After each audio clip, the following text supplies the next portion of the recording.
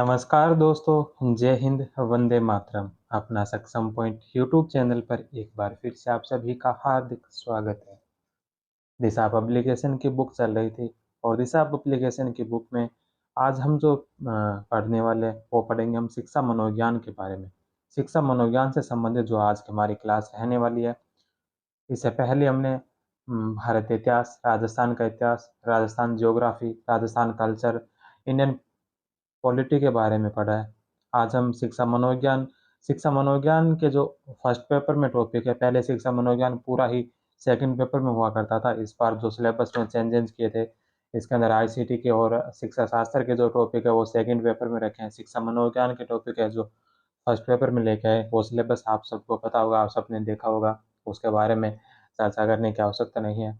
तो शिक्षा मनोविज्ञान के जो टॉपिक फर्स्ट पेपर के अंदर ऐड किए हैं, उनमें 5 टॉपिक है, जिसमें मनोविज्ञान की अवधारणा, मनोविज्ञान के क्षेत्र, मनोविज्ञान के कार्य, शारीरिक, सामाजिक, संज्ञानात्मक, संयोगात्मक और नैतिक विकास, व्यवहारवादी, संज्ञानवादी, निर्मितवाद और अधिगम के सिद्धांत।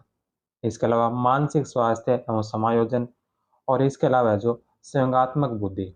तो ये जो 5 टॉपिक है, इन 5 टॉपिक को फर्स्ट पेपर के अंदर ऐड किया था और इन्हीं 5 टॉपिक के बारे में हम जो चर्चा करने वाले हैं।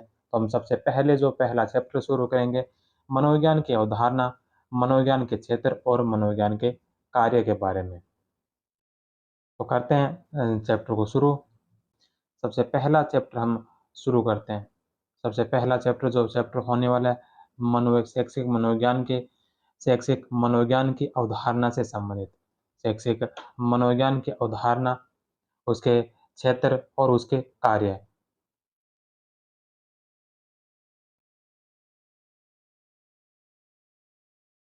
सबसे पहला प्रश्न है कि साइकोलॉजी शब्द की उत्पत्ति। साइकोलॉजी शब्द की उत्पत्ति जो किस भाषा में हुई थी? साइकोलॉजी शब्द की उत्पत्ति कौन सी भाषा में हुई थी? तो साइकोलॉजी शब्द की जो उत्पत्ति हुई थी यह ग्रीक या लैटिन भाषा में, ग्रीक यूनानी भी कह सकते हैं, ग्रीक यूनानी या लैटिन भाषा में।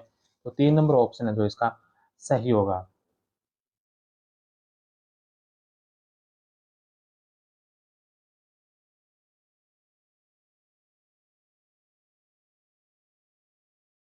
मनोविज्ञान शब्द की उत्पत्ति, मनोविज्ञान शब्द की जो उत्पत्ति है यह ग्रीक यूनानी अथवा लैटिन भाषा साइक्लोलोगस से हुई है, जो साइके प्लस लोगस से बना है। साइके का अर्थ है कि आत्मा या सोल, वहीं लोगस लोगस का अर्थ है विज्ञान, साइंस। मनोविज्ञान का जनक अरस्तु तथा जननी दर्शन शास्त्र है। सर्वप्रथम नामक मनोविज्ञान नाम यूनान निवासी रुडोल्फ गोल्के के द्वारा दिया गया। अमेरिकी विद्वान विलियम जेम्स 1842 से 1910 ईस्वी ने मनोविज्ञान को दर्शन शास्त्र के शिकंजे से मुक्त कर एक स्वतंत्र विद्या का रूप दिया। इसलिए उन्हें अमेरिकी मनोविज्ञान का जनक माना जाता है। नेक्स्ट क्वेश्चन है कि लैटिन शब्द साइके का अर्थ क्या है? तो इसका अर्थ है आत्मा, क्योंकि आत्मा मनोविज्ञान है जो पहले से आत्मा का अध्ययन माना जाता था। जो एक वुडवर्थ की परिभाषा भी है कि मनोविज्ञान ने अपनी आत्मा को त्यागा, सर्वप्रथम मनोविज्ञान ने अपनी आत्मा को त्यागा, फिर अपने मन को त्यागा। यानी आत्मा के पश्चात जो मनोविज्ञान का अध्ययन किया जाता था उसे मन का विज्ञान कहा जाता था। फिर अपनी चेतना को त्यागा, फिर उसे चेतना का विज्ञान कहा जाता था और अब यह व्यवहार के ढंग को अपनाता है। तो अब जो वर्तमान में जो मनोविज्ञान का जो अध्ययन किया जाता है वह यह व्यवहार के अध्ययन के रूप में किया जाता है। सबसे पहले आत्मा, उसके पश्चात मन, फिर चेतना और अब जो व्यवहार। नेक्स्ट क्वेश्चन है कि मनोविज्ञान का अध्ययन व्यवहारिक विज्ञान का अध्ययन। अभी वर्तमान में जो व्यवहारिक विज्ञान का अध्ययन है, 2 नंबर ऑप्शन। मनोविज्ञान व्यवहार का अध्ययन, शिक्षा, व्यवहार का शुद्धिकरण। शिक्षा मनोविज्ञान, मनोविज्ञान का मतलब है व्यवहार का अध्ययन, शिक्षा है व्यवहार का शुद्धिकरण और शिक्षा मनोविज्ञान का व्यवहार के शुद्धिकरण के व्यवहार का अध्ययन, व्यवहार के शुद्धिकरण का के लिए व्यवहार का अध्ययन। शिक्षा मनोविज्ञान मनोविज्ञान की एक शाखा है जो 1900 ईस्वी में, 20वीं सदी में अमेरिका में पैदा हुई थी। नेक्स्ट क्वेश्चन है कि वर्तमान में शिक्षा मनोविज्ञान का अध्ययन, वर्तमान में शिक्षा मनोविज्ञान का अध्ययन है जो किस विषय के तहत किया जाता है? मानव व्यवहार के रूप में। किस विषय के रूप में किया जाता है, तो मानव व्यवहार के रूप में। नेक्स्ट क्वेश्चन है कि वर्तमान समय में मनोविज्ञान है, वर्तमान समय में मनोविज्ञान है तो व्यवहार का विज्ञान। नेक्स्ट क्वेश्चन है कि निम्न में से शिक्षा मनोविज्ञान के संदर्भ में कौन सा कथन सही नहीं है? शिक्षा मनोविज्ञान के बारे में कौन सा कथन सत्य नहीं है? पहला कि आत्मा के विज्ञान के रूप में माना, तर्क के विज्ञान के रूप में नहीं माना था, आत्मा के विज्ञान के रूप में माना, उसके पश्चात मन के विज्ञान के रूप में माना, फिर चेतना के विज्ञान के रूप में माना, तो आत्मा के माना, मस्तिष्क के विज्ञान के रूप में माना, चेतना के विज्ञान के रूप में माना, और वर्तमान में जो व्यवहार के व्यवहार के विज्ञान के रूप में माना जाता है, तो तर्क के विज्ञान के रूप में नहीं था। 2 नंबर ऑप्शन इसका गलत होगा। केवल 2, 4 नंबर ऑप्शन। वुडवर्थ की परिभाषा आ गई। वुडवर्थ का मानना है कि सर्वप्रथम मनोविज्ञान ने अपनी आत्मा का त्याग किया, फिर अपने मन का त्यागा, फिर अपनी चेतना को त्यागा, और अब यह व्यवहार के ढंग को अपनाता है।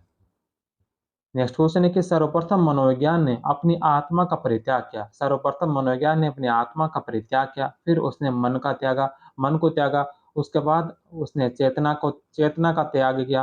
अब वह व्यवहार की विधि को स्वीकार करता है। यह कथन किसका? तो यह वुडवर्थ का।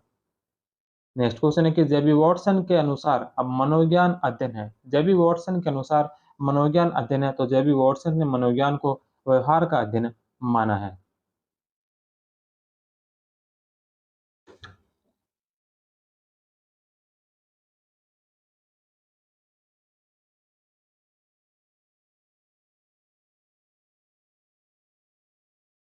मनोविज्ञान की कुछ परिभाषाएं हैं। सबसे पहले जो परिभाषा है वुडवर्थ की है। वुडवर्थ के अनुसार मनोविज्ञान व्यक्ति के पर्यावरण के संदर्भ में उसके क्रियाकलापों का वैज्ञानिक अध्ययन है।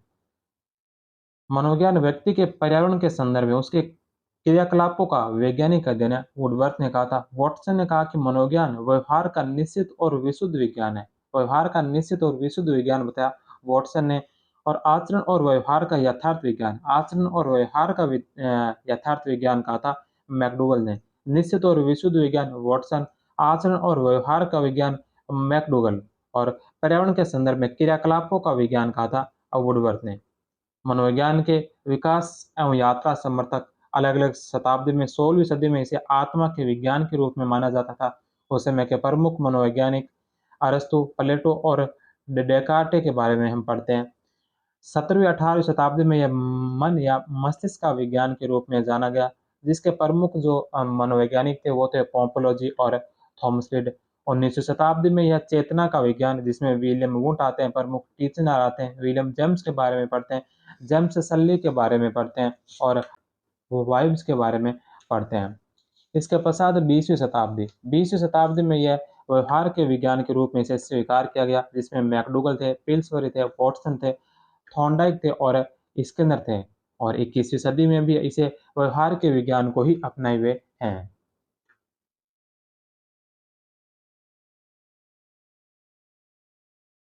नेक्स्ट क्वेश्चन है कि मनोविज्ञान व्यवहार का शुद्ध विज्ञान है। मनोविज्ञान व्यवहार का शुद्ध विज्ञान है, कथन किसका है? मनोविज्ञान है जो व्यवहार का शुद्ध विज्ञान है, यह किसका कथन है? तो यह कथन है वॉटसन का।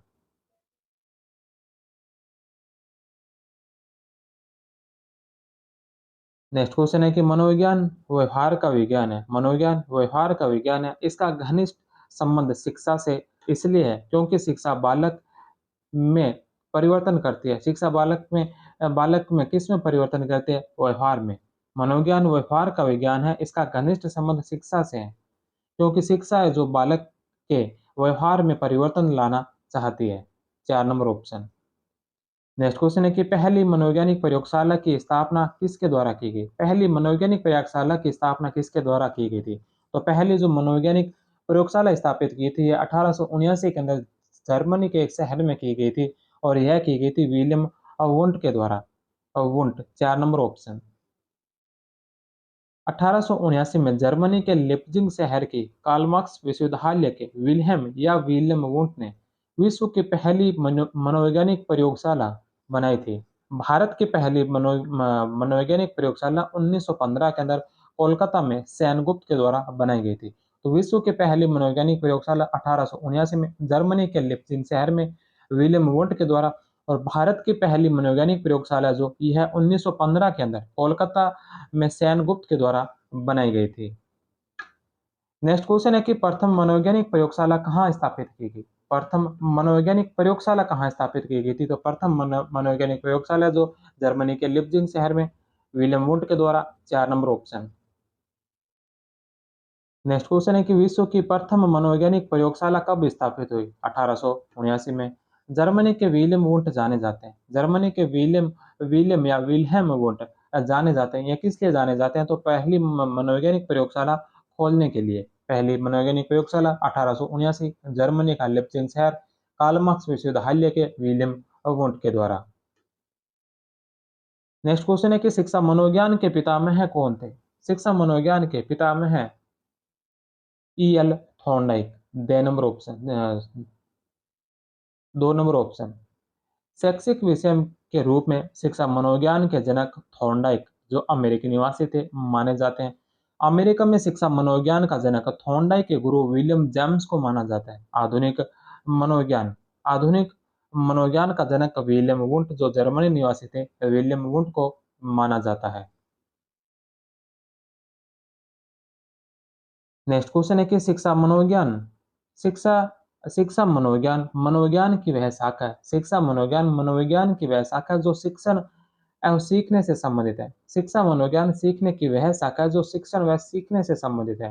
Educational psychology is the branch of psychology which deal with teaching and learning. यह कथन किसका था? शिक्षा मनोविज्ञान है जो मनोविज्ञान की शाखा है जो शिक्षण एवं सीखने से संबंधित है। यह परिभाषा किसने दी थी? तो यह परिभाषा जो दी थी, यह परिभाषा दी थी स्किनर ने।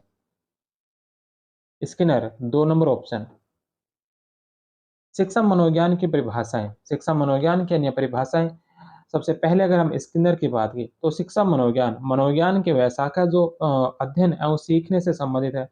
शिक्षा मनोविज्ञान के अंतर्गत शिक्षा मनोविज्ञान के अंतर्गत शिक्षा से संबंधित संपूर्ण व्यवहार और व्यक्तित्व आ जाता है। शैक्षणिक परिस्थितियों में मानव व्यवहार का वैज्ञानिक अध्ययन शिक्षा मनोविज्ञान कहलाता है। पील महोदय की परिभाषाएं। पील महोदय ने कौन कौन सी परिभाषाएं दी? तो पील महोदय ने बताया कि शिक्षा मनोविज्ञान जो है यह शिक्षा का विज्ञान है। शिक्षा मनोविज्ञान शिक्षा का विज्ञान है। शिक्षा मनोविज्ञान अध्यापकों को उनके अपने विद्यार्थियों के विकास को समझने, उनकी क्षमताओं की सीमाओं सीमाओं और विस्तार को जानने, उनके सीखने की प्रक्रियाओं से अवगत होने में सहायता करता है।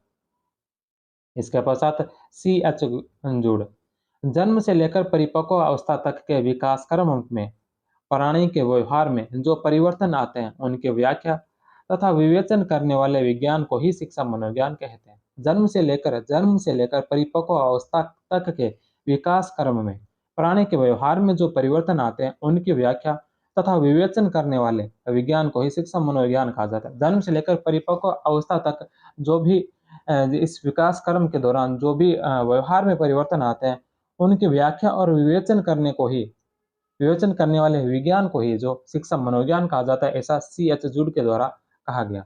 कॉलसेनिक ने क्या कहा? कॉलसेनिक ने कहा कि शिक्षा मनोविज्ञान मनोविज्ञान के सिद्धांतों व परिणामों का शिक्षा के क्षेत्र में अनुप्रयोग है। शिक्षा मनोविज्ञान मनोविज्ञान के सिद्धांतों एवं परिणामों का शिक्षा के क्षेत्र में अनुप्रयोग है। क्रो एंड क्रो शिक्षा मनोविज्ञान की या मनोविज्ञान की कोई भी परिभाषा पढ़े और क्रो एंड क्रो नाम नहीं है, ये हो नहीं सकता।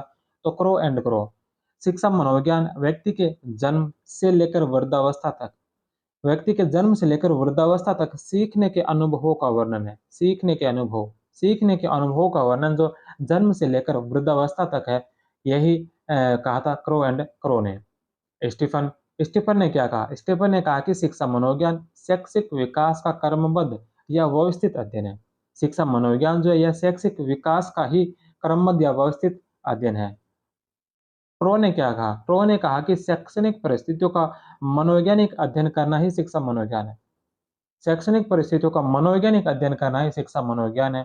और स्टीफन ने कहा था कि शिक्षा मनोविज्ञान शैक्षिक विकास का क्रमबद्ध व्यवस्थित अध्ययन ही शिक्षा मनोविज्ञान है। इसके पश्चात जेम्स ड्रेवर ने क्या कहा?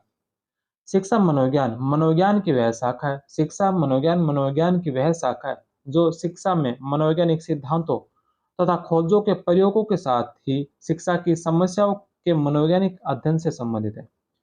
शिक्षा के मनोवैज्ञानिक सिद्धांतों तथा खोजों के प्रयोग के साथ ही शिक्षा के समस्याओं के मनोवैज्ञानिक अध्ययन से संबंधित है। इसके अलावा एक आध और परिभाषा बच गई होगी, वुडवर्थ। वुडवर्थ ने क्या कहा था? वुडवर्थ ने कहा कि मनोवैज्ञानिक वातावरण के संपर्क में होने वाले व्यक्ति के व्यवहारों का विज्ञान है। मनोविज्ञान वातावरण के संपर्क में होने वाले जो व्यक्ति के व्यवहारों का विज्ञान ही मनोविज्ञान है। एलिस क्रो ने क्या कहा? एलिस क्रो ने कहा कि शिक्षा मनोविज्ञान वैज्ञानिक विधि से प्राप्त किए जाने वाले मानव प्रतिक्रियाओं के उन सिद्धांतों को प्रस्तुत करता है जो शिक्षण और अधिगम को प्रभावित करते हैं।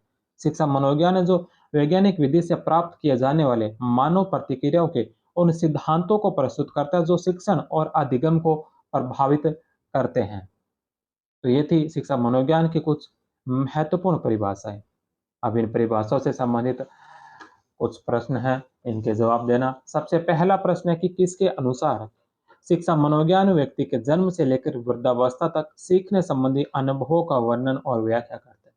अभी पढ़ा था हमने, शिक्षा मनोविज्ञान व्यक्ति के जन्म से लेकर वृद्धावस्था, जन्म से लेकर वृद्धावस्था, जन्म से लेकर अवृद्धावस्था, जन्म से लेकर वृद्धावस्था तक सीखने संबंधी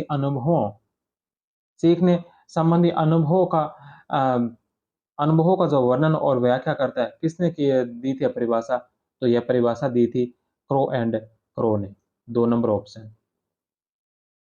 दूसरा प्रश्न है कि शिक्षा मनोविज्ञान शैक्षणिक परिस्थितियों के मनोवैज्ञानिक पक्षों का अध्ययन है। शिक्षा मनोविज्ञान शैक्षणिक परिस्थितियों के मनोवैज्ञानिक पक्षों का अध्ययन है। यह किसने कहा था? तो यह कहा था ट्रो ने। 4 नंबर ऑप्शन।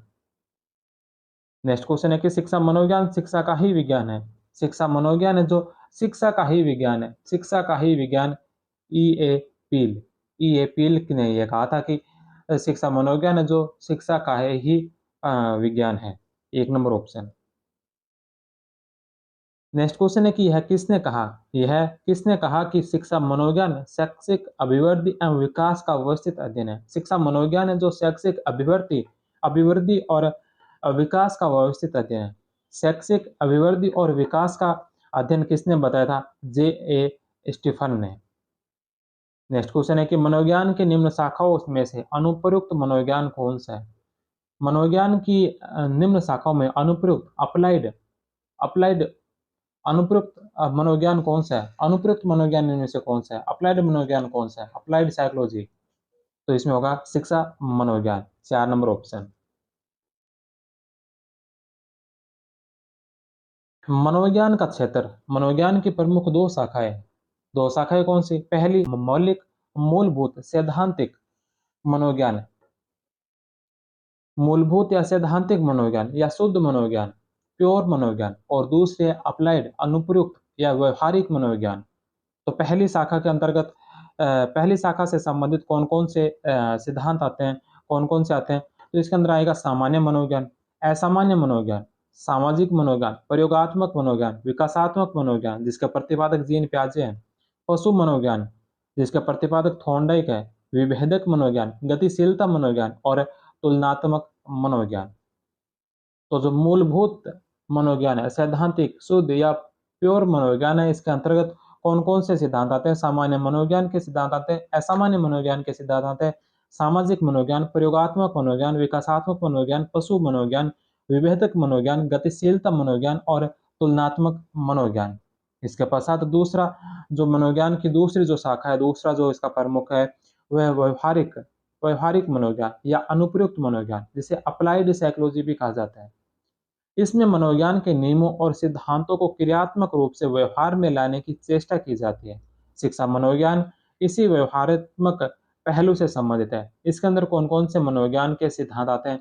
नैदानिक एवं चिकित्सा मनोविज्ञान, नैदानिक एवं चिकित्सा मनोविज्ञान, औद्योगिक मनोविज्ञान, बाल मनोविज्ञान, विद्यालयी मनोविज्ञान, प्रौढ़ मनोविज्ञान, परा मनोविज्ञान, शिक्षा मनोविज्ञान, किशोर मनोविज्ञान और खेल मनोविज्ञान। नैदानिक मनोविज्ञान, चिकित्सा मनोविज्ञान, औद्योगिक मनोविज्ञान, बाल मनोविज्ञान, विद्यालयी मनोविज्ञान, प्रौढ़ मनोविज्ञान, परा मनोविज्ञान, शिक्षा मनोविज्ञान, किशोर मनोविज्ञान और खेल मनोविज्ञान। नेक्स्ट प्रश्न है कि शिक्षा मनोविज्ञान मनोविज्ञान के किस पक्ष से संबंधित एक शाखा है? शिक्षा मनोविज्ञान मनोविज्ञान के कौन से पक्ष से संबंधित एक शाखा है? तो व्यवहारात्मक मनोविज्ञान से संबंधित शिक्षा मनोविज्ञान शाखा है। शिक्षा मनोविज्ञान किसकी शाखा है? तो यही सेम ही प्रश्न है, व्यवहारात्मक मनोविज्ञान। निम्न में से कौन सा क्षेत्र मनोविज्ञान के अंतर्गत नहीं आता? कौन सा क्षेत्र मनोविज्ञान के अंतर्गत नहीं आता? सामान्य मनोविज्ञान आता है, औद्योगिक मनोविज्ञान, पशु मनोविज्ञान, ये मनोविज्ञान के अंतर्गत क्षेत्र है। इसमें भी सैद्धांतिक मनोविज्ञान के अंतर्गत आते हैं, आर्थिक मनोविज्ञान नहीं है। 3 नंबर ऑप्शन। नेक्स्ट क्वेश्चन है कि निम्नलिखित में से कौन सा शैक्षिक मनोविज्ञान का क्षेत्र नहीं है? शैक्षिक मनोविज्ञान का क्षेत्र कौन सा नहीं है इसमें से? मूल्यांकन है, पाठ्यक्रम का निर्माण करना, उसे अधिगम करवाना, व्यक्तिगत समानता शैक्षिक मनोविज्ञान के अंतर्गत नहीं आती। शैक्षिक मनोविज्ञान के अंतर्गत मूल्यांकन आता है, पाठ्यक्रम का निर्माण आता है, अधिगम आता है, मूल्यांकन आता है। 2, 3, 4 है, 1 नंबर इसमें इसका हिस्सा नहीं है।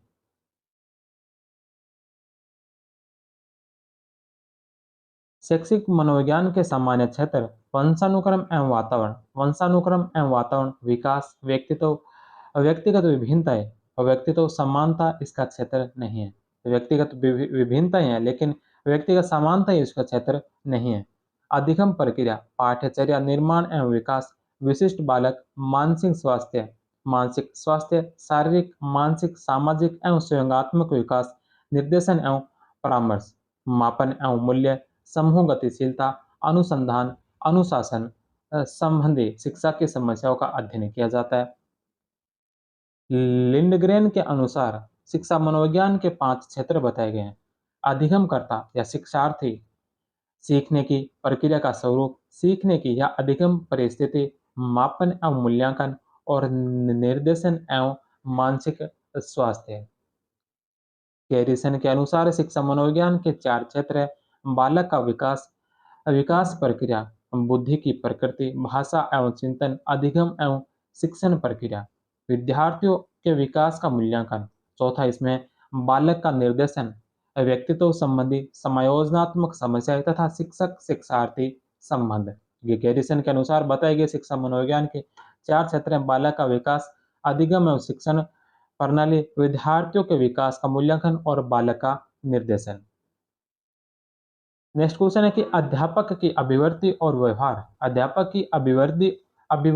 व्यवहार शिक्षा मनोविज्ञान के निम्नलिखित में से कौन से क्षेत्र के अंतर्गत आते हैं? अध्यापक की अभिवृत्ति और व्यवहार है जो शिक्षा मनोविज्ञान के निम्नलिखित में से कौन से क्षेत्र के अंतर्गत आते हैं? अधिगम परिस्थिति। 4 नंबर ऑप्शन।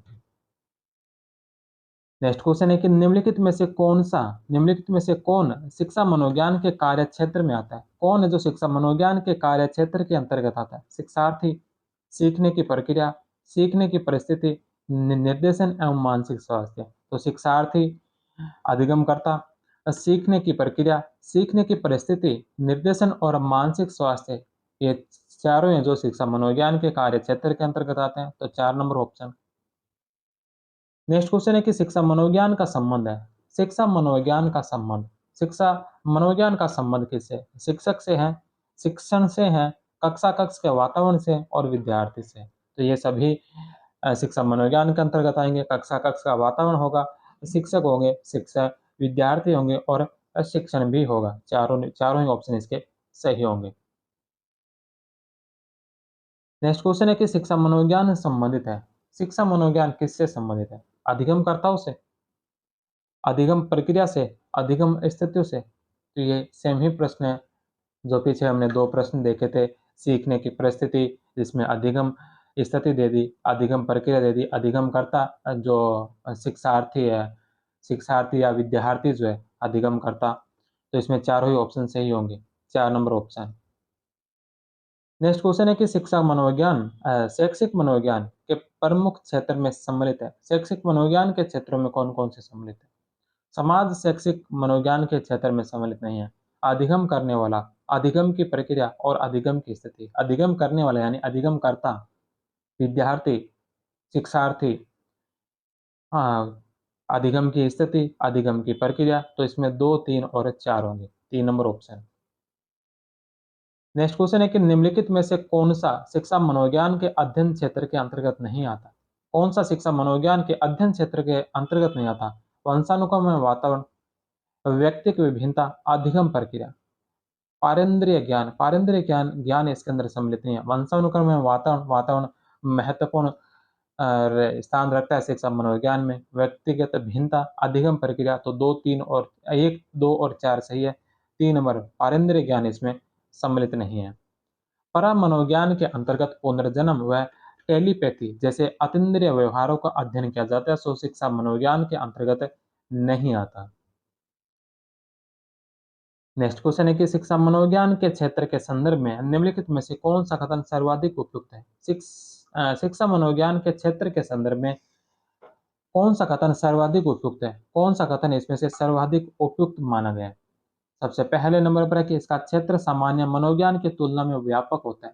सामान्य मनोविज्ञान की तुलना में व्यापक नहीं होता, बल्कि सामान्य मनोविज्ञान की तुलना में शिक्षा मनोविज्ञान का क्षेत्र सीमित होता है, क्योंकि सामान्य मनोविज्ञान तो एक व्यापक मनोविज्ञान है। शिक्षा मनोविज्ञान तो सामान्य मनोविज्ञान की ही केवल एक शाखा है, तो इसका क्षेत्र तो सामान्य मनोविज्ञान की तुलना में व्यापक नहीं होगा, सीमित होगा। पहला ऑप्शन गलत है, दूसरा ऑप्शन सही है। तीसरा, इसका क्षेत्र सामान्य मनोविज्ञान के बराबर है, तो सामान्य मनोविज्ञान के बराबर भी नहीं हो सकता, सामान्य मनोविज्ञान से सीमित है, तो तीसरा ऑप्शन भी गलत है।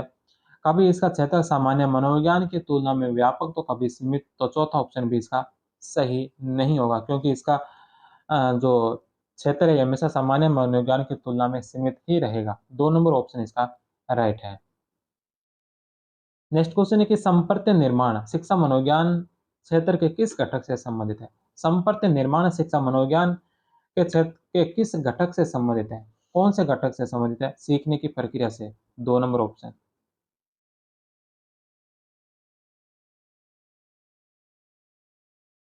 अधिगम प्रक्रिया में मानसिक क्रियाएं जैसे स्मृति, प्रत्यक्षीकरण, समस्या समाधान, संपर्त्य निर्माण तथा सीखने के निर्माण नियम एवं सिद्धांत आते हैं। नेक्स्ट क्वेश्चन है कि अधिगम समस्याओं का निदान एवं उनका उपचार शिक्षा मनोविज्ञान के कौन से क्षेत्र के अंतर्गत आते हैं? अधिगम समस्याओं का निदान एवं उनका उपचार जो शिक्षा मनोविज्ञान के कौन से क्षेत्र के अंतर्गत आते हैं? कौन से क्षेत्र के अंतर्गत आते हैं? अधिगम प्रक्रिया के अंतर्गत। निम्नलिखित में से कौन सा तत्व शिक्षा मनोविज्ञान के अध्ययन क्षेत्र के अंतर्गत नहीं आता? कौन सा तत्व जो शिक्षा मनोविज्ञान के अध्ययन क्षेत्र के अंतर्गत नहीं आता? सीखने की प्रकृति, सीखने की प्रक्रिया, मानव व्यक्ति की अभिव्यक्ति और उनका विकास, व्यक्तिक भेद, व्यक्तिगत विभिन्नताएं, ये सभी ये तीनों है जो शिक्षा मनोविज्ञान के अध्ययन क्षेत्र के अंतर्गत आते हैं। मानसिक रोग जो शिक्षा मनोविज्ञान का भाग नहीं है। 4 नंबर ऑप्शन। मानसिक रोगों का अध्ययन असामान्य मनोविज्ञान तथा नैदानिक मनोविज्ञान के क्षेत्रों से संबंधित है। नेक्स्ट क्वेश्चन है कि निम्न में से कौन सा शिक्षा मनोविज्ञान का केंद्रीय क्षेत्र नहीं है? कौन सा जो शिक्षा मनोविज्ञान का केंद्रीय क्षेत्र नहीं है? सीखने का स्टेटस, सीखने का स्टेटस नहीं, सीखने की स्थिति होगी, सीखने की प्रक्रिया होगी, सीखने वाला होगा। सीखने की स्थिति होगी, सीखने वाला होगा, सीखने की प्रक्रिया होगी, सीखने का स्टेटस नहीं होगा। पहला ऑप्शन इसका गलत है। शिक्षा मनोविज्ञान के केंद्रीय क्षेत्र में अधिगमकर्ता, अधिगम प्रक्रिया और परिस्थिति आती है। नेक्स्ट क्वेश्चन है कि निम्नलिखित में से कौन सा शिक्षा मनोविज्ञान का क्षेत्र है? कौन सा जो शिक्षा मनोविज्ञान का क्षेत्र है? अधिगम प्रक्रिया। 1 नंबर ऑप्शन। नेक्स्ट क्वेश्चन है कि निम्नलिखित में से कौन सा कथन शिक्षा मनोविज्ञान के संदर्भ में सर्वाधिक उपयुक्त है? शिक्षा मनोविज्ञान के बारे में सर्वाधिक उपयुक्त कथन कौन सा है? सर्वाधिक उपयुक्त कथन यह मनोरोगों का अध्ययन है, तो यह बात तो गलत है। दूसरा, यह शिक्षण, अधिगम एवं अधिगमकर्ताओं का अध्ययन है।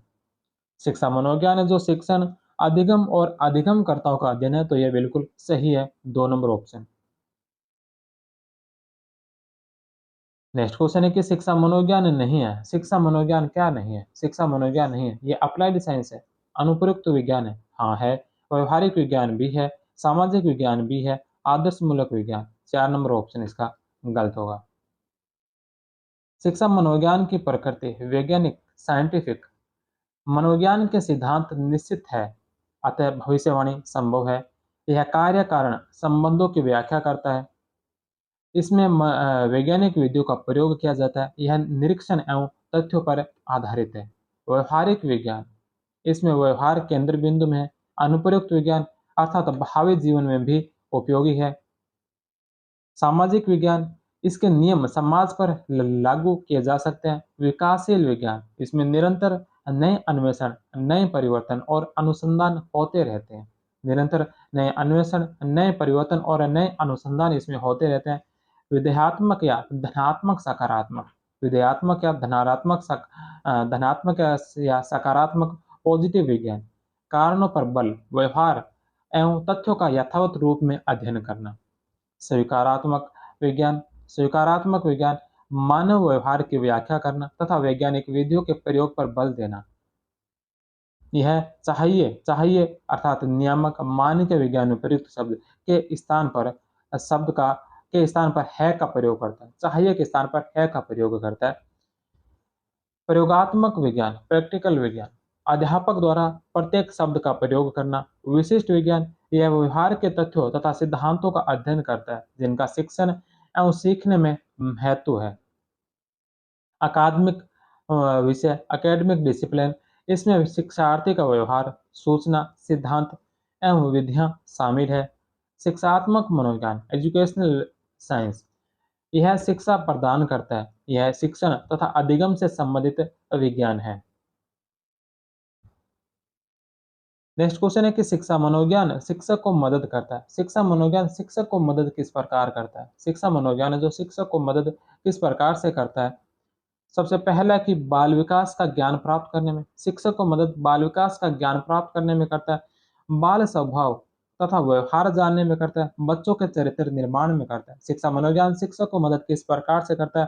तो बाल विकास का ज्ञान प्राप्त करने में करता है। बाल स्वभाव तथा व्यवहार जानने में भी यह सहायता करता है। बच्चों के चरित्र निर्माण में भी यह मदद करता है। तो उपयुक्त सभी चारों ही ऑप्शन इसके सही है।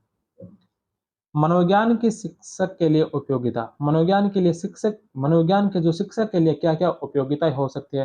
तो यह विषय वस्तु का चयन और आयोजन में उपयोगी है। आत्मज्ञान प्राप्त करने हेतु उपयोगी है। छात्रों को जानने हेतु उपयोगी है। सामाजिकता प्राप्त करने हेतु उपयोगी है। शिक्षण पद्धतियों के ज्ञान हेतु उपयोगी है। मूल्यांकन तथा परीक्षण हेतु उपयोगी है। विशिष्ट छात्रों की समस्या समाधान हेतु, प्रयोग एवं अनुसंधान हेतु, अनुशासन स्थापित करने हेतु, मानव संबंधों में सुधार हेतु, अध्यापन की कला और तकनीक सुधारना, समस्यात्मक बच्चों की सहायता करना, बच्चों को जानने में शिक्षकों की सहायता करने हेतु। नेक्स्ट क्वेश्चन है कि निम्नलिखित में से कौन सा शिक्षा मनोविज्ञान का कार्य नहीं है? इनमें से कौन सा जो शिक्षा मनोविज्ञान का कार्य नहीं है? अधिगमकर्ता को जानना, अधिगमकर्ता को जानना तो शिक्षा मनोविज्ञान का प्रमुख कार्य है। विषय वस्तु का चयन और संगठन करना, विषय वस्तु का चयन और संगठन करना भी शिक्षा मनोविज्ञान का प्रमुख कार्य है। सीखने की प्रवृत्तियों के लिए सलाह देना, असामान्य मनोविज्ञान वाले व्यक्तियों को समझना, असामान्य मनोविज्ञान वाले व्यक्तियों को समझना, यह कार्य शिक्षा मनोविज्ञान का नहीं है बल्कि असामान्य मनोविज्ञान का है। 4 नंबर ऑप्शन इसका गलत होगा। तो यह था इसका पहला चैप्टर जो हमने पढ़ा, पहला चैप्टर जिसके अंदर हमने मनोविज्ञान की, जिसमें मनोविज्ञान की अवधारणा, शैक्षिक मनोविज्ञान की अवधारणा, शैक्षिक मनोविज्ञान की अवधारणा, उसके क्षेत्र और कार्य के बारे में देखा। अब इसी साइकोलॉजी का दूसरा चैप्टर है शारीरिक, संज्ञानात्मक, सामाजिक, संयोगात्मक और नैतिक विकास। डेवलपमेंट से संबंधित दूसरा चैप्टर होगा जिसके अंदर हम शारीरिक विकास देखेंगे, संज्ञानात्मक विकास, सामाजिक विकास, संयोगात्मक विकास और नैतिक विकास से संबंधित जो प्रश्नोत्तर करेंगे। इसमें सबसे पहले जो हम करने वाले हैं वो हम करेंगे शारीरिक विकास से संबंधित। तो शारीरिक विकास से संबंधित करते हैं जिसका पहला प्रश्न,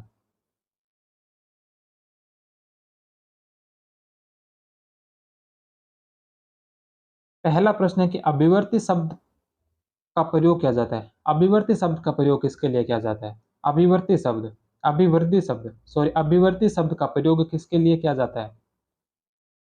तो यह किया जाता है बालक के शारीरिक विकास के लिए, बालक के शारीरिक विकास के लिए। 3 नंबर ऑप्शन। अभिवृद्धि और विकास, अभिवृद्धि जिसे ग्रोथ कहा गया, विकास जिसे डेवलपमेंट कहा गया, ये दोनों हर कहीं पढ़े होंगे। अभिवृद्धि जो मात्रात्मक होती है जिसे हम माप सकते हैं, देख सकते हैं, छू सकते हैं, और जो विकास होता है जिसे हम सिर्फ महसूस कर सकते हैं। अभिवृद्धि एक निश्चित समय तक होती है, लेकिन विकास गर्भावस्था से लेकर जीवन पर्यंत चलता रहता है। अभिवर्ती जिसके अंदर अभिवर्ती का जो तात्पर्य है, यह अभिवर्ती का तात्पर्य शरीर के उन अवयवों में वृद्धि है। शरीर एवं उसके अवयवों में वृद्धि है। शारीरिक जो वृद्धि होती है, शारीरिक वृद्धि, शरीर में वजन बढ़ना, शरीर की ऊंचाई बढ़ना, शरीर के आकार में परिवर्तन होना, ये सभी अभिवर्ती है। अभिवर्ती शब्द का प्रयोग शरीर और उसके अंगों के भार और आकार में वृद्धि के लिए किया जाता है। इस वृद्धि को नापा तोला जा सकता है। यह मात्रात्मक परिवर्तनों को व्यक्त करता है। उदाहरण के लिए ऊंचाई, वजन आदि में वृद्धि। तो यह एक निश्चित समय तक होती है, उसके पश्चात ऊंचाई नहीं बढ़ती है, उसके पश्चात वजन में भी ज्यादा फर्क नहीं आता है। शारीरिक आकार में भी परिवर्तन एक निश्चित समय पर ही होता है। तो ये सारे अभिवर्ती है। उसके पश्चात आता है विकास। विकास जो है यह गतिशील, क्रमबद्ध तथा पूर्व कथनीय परिवर्तनों का प्रारूप है, जो गर्भधान से प्रारंभ होकर जीवन पर्यंत तक चलता रहता है। जब तक व्यक्ति जीवन जीता है, तब तक वह कुछ ना कुछ सीखता ही रहता है। उसे विकास ही कहा गया है। इससे तात्पर्य है कि शरीर एवं मन के होने वाले सभी प्रकार के परिवर्तनों से व्यक्तित्व के सभी पहलुओं के उत्थान को विकास कहते हैं। बालक का शारीरिक, मानसिक परिपक्वता एवं अधिगम का परिणाम माना जाता है। विकास शब्द का प्रयोग परिमाणात्मक परिवर्तनों के साथ साथ गुणात्मक परिवर्तन जैसे कार्य कुशलता, कार्य क्षमता पूर्वक व्यवहार कुशलता आदि के लिए भी किया जाता है। विकास स्वयं में एक व्यापक है तथा वृद्धि भी विकास का एक भाग है। विकास के अंदर सभी चीजें सम्मिलित हो जाएगी। विकास मात्रात्मक भी है, गुणात्मक भी है। विकास को मापा भी जा सकता है, महसूस भी किया जाता है। लेकिन विकास जो सामने दिखने वाला जो विकास होता है, शारीरिक विकास, वो भी विकास के अंदर आता है। जो मानसिक विकास होता है, वो भी विकास के अंतर्गत ही आता है। तो वृद्धि विकास का ही एक भाग मान सकते हैं। इसके पश्चात परिपक्वता, मैच्योरेशन, उन परिवर्तनों को इंगित करता है। परिपक्वता उन परिवर्तनों को इंगित करता है जो निर्धारित क्रम का अनुसरण करते हैं तथा प्रधानतः उस आनुवंशिक रूपरेखा से सुनिश्चित होते हैं जो हमारी समृद्धि एवं विकास में समानता उत्पन्न करते हैं। अर्थात परिपक्वता का अर्थ है कि किसी अवस्था विशेष पर ऐसे कार्य करने की क्षमता को प्राप्त करना जो पहले नहीं किए जा सकते। नेक्स्ट क्वेश्चन है कि विकास के विभिन्न पक्ष है। विकास के विभिन्न पक्ष कौन कौन से हैं?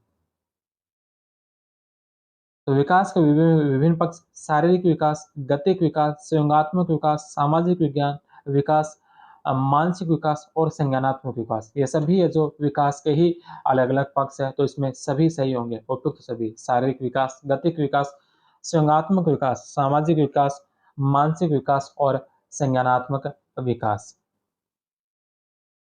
नेक्स्ट क्वेश्चन है कि एक बालक एक बालक जो कि शारीरिक रूप से कमजोर है, एक बालक जो शारीरिक रूप से कमजोर है, में सामूहिक, सामाजिक एवं मानसिक विकास भी निम्न स्तरीय है।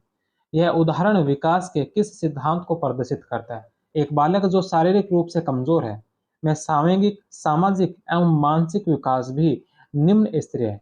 यह उदाहरण विकास के किस सिद्धांत को प्रदर्शित करता है? अंतर संबंधता का सिद्धांत, 2 नंबर ऑप्शन। परस्पर संबंध का सिद्धांत। इस सिद्धांत के अनुसार इस सिद्धांत के अनुसार इस सिद्धांत के अनुसार बालक के विकास के सभी स्वरूप शारीरिक, मानसिक, सामाजिक, संयोगात्मक इत्यादि एक दूसरे से परस्पर संबंधित होते हैं। के गैरिसन और अन्य का कथन है कि शरीर संबंधित दृष्टिकोण व्यक्ति के विभिन्न अंगों के विकास में सामंजस्य और परस्पर संबंध पर बल देते हैं। जैसे एक कहावत भी है जैसे एक कहावत भी है कि स्वस्थ शरीर में स्वस्थ मस्तिष्क का निवास होता है। स्वस्थ शरीर में स्वस्थ मस्तिष्क का निवास होता है।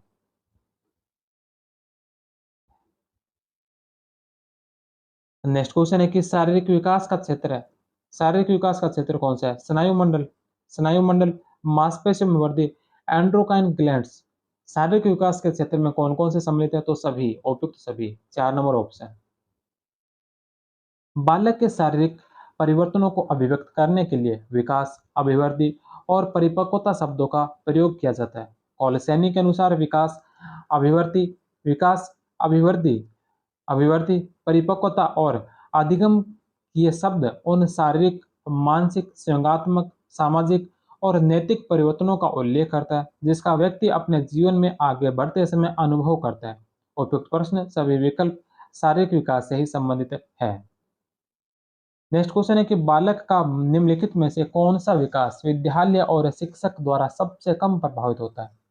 बालक का निम्नलिखित में से कौन सा विकास विद्यालय और शिक्षक द्वारा सबसे कम प्रभावित होता है? सबसे कम जो कौन सा विकास जो विद्यालय और शिक्षक के द्वारा सबसे कम प्रभावित होता है? तो मानसिक विकास का प्रभाव विद्यालय से पड़ता है, सामाजिक विकास का, संयोगात्मक विकास का भी पड़ता है, शारीरिक विकास के में विद्यालय का और शिक्षक का ज्यादा महत्वपूर्ण योगदान नहीं होता। एक नंबर ऑप्शन। नेक्स्ट क्वेश्चन है कि किसी व्यक्ति में विकास का प्रतिमान निम्न में से किस कर्म का अनुसरण करता है? किसी व्यक्ति में विकास का प्रतिमान जो निम्न में से किस कर्म का अनुसरण करता है? शीर्षपाद्य, शीर्षपाद्य या अपाद्य, जिसे सेफेलोकोडल कहा गया, मस्तिष्काधोमुखी कहा गया। दो नंबर ऑप्शन। विकास की दिशा, प्रिंसिपल ऑफ डेवलपमेंट डायरेक्शन। वृद्धि एवं विकास की अपनी ही दिशा होती है। इसके अनुसार बालक का विकास सिर से पैर की दिशा में होता है, अर्थात बालक की परिपक्वता गर्भाधान के बाद सिर से पैर की ओर होती है। बालक का विकास जो सिर से पैर की ओर होता है, इस प्रकार के विकास को मस्तिष्काबोधमुखी विकास, मस्तिष्काबोधमुखी विकास कहा जाता है एवं केंद्र से परिधीय विकास कहते हैं। जैसे बच्चा पहले सिर हिलाना सीखता है, फिर उठाना, फिर उसके बाद बैठना सीखता है। कुप्पुस्वामी ने लिखा है कुप्पुस्वामी ने लिखा है कि विकास सिर पदाभिमुख सिफेलोकोडल और समीप दूराभिमुख, जिसे प्रोक्सिमोडिस्टल कहा जाता है, के क्रम में होता है। सिर से पैरों की ओर और केंद्र से जो बाहर की तरफ। तो सबसे पहला है मस्तिष्कोद्मुखी सिफेलोकोडल, मस्तिष्काधोमुखी सिफेलोकोडल। इसमें विकास सिर से पैर की ओर होता है। सबसे पहले बालक अपने सिर और भुजाओं की गति पर नियंत्रण करना सीखता है, उसके बाद टांगों पर। इसके बाद ही वह अच्छी तरह बिना सहारे खड़ा होना और चलना सीखता है। निकट से दूर की ओर, निकट से दूर की ओर, इसमें बालक का विकास केंद्र से प्रारंभ होकर सिरों की ओर होता है। प्रोक्सिमो डिस्टल प्रगति के अंतर्गत अंगों की सामान्य गतियों से सूक्ष्म गतियों की ओर के विकास को शामिल किया जाता है। उदाहरण के लिए पहले रीढ़ की हड्डी का विकास होता है, उसके बाद भुजाओं का, हाथ तथा हाथ की अंगुलियों का, तत्पश्चात सबका पूर्ण रूप से संयुक्त विकास होता है। विकास की दिशा एक दृष्टि में आयु और उसमें विकास की क्रिया, कौन सी आयु में विकास क्या विकास होता है? सबसे पहले प्रथम माह में वो सिर उठाना सीखता है, सिर को उठाना शुरू करता है। उसके पश्चात तीसरे माह में गतिशील वस्तु पर नेत्र नियंत्रण करता है, गतिशील जो चीजें हैं उनको एकटक होकर देखता है। इसके पश्चात पांचवें माह में बालक देने पर बैठना शुरू करता है, सहारा देने पर बैठना शुरू करता है पांचवें माह में। छठे या सातवें माह में बिना सहारे के बैठने लगता है। सातवें या आठवें माह में सहारे से खड़े होने लगता है, कोई सहारा देकर वो खड़ा रह सकता है। नौवें और 10वें महीने में बिना सहारे के खड़े होता है। एक वर्ष की आयु में बिना सहारे चलने लगता है। 2 वर्ष की आयु में दौड़ना, टेढ़ी मेढ़ी लकीरें खींचना शुरू करता है।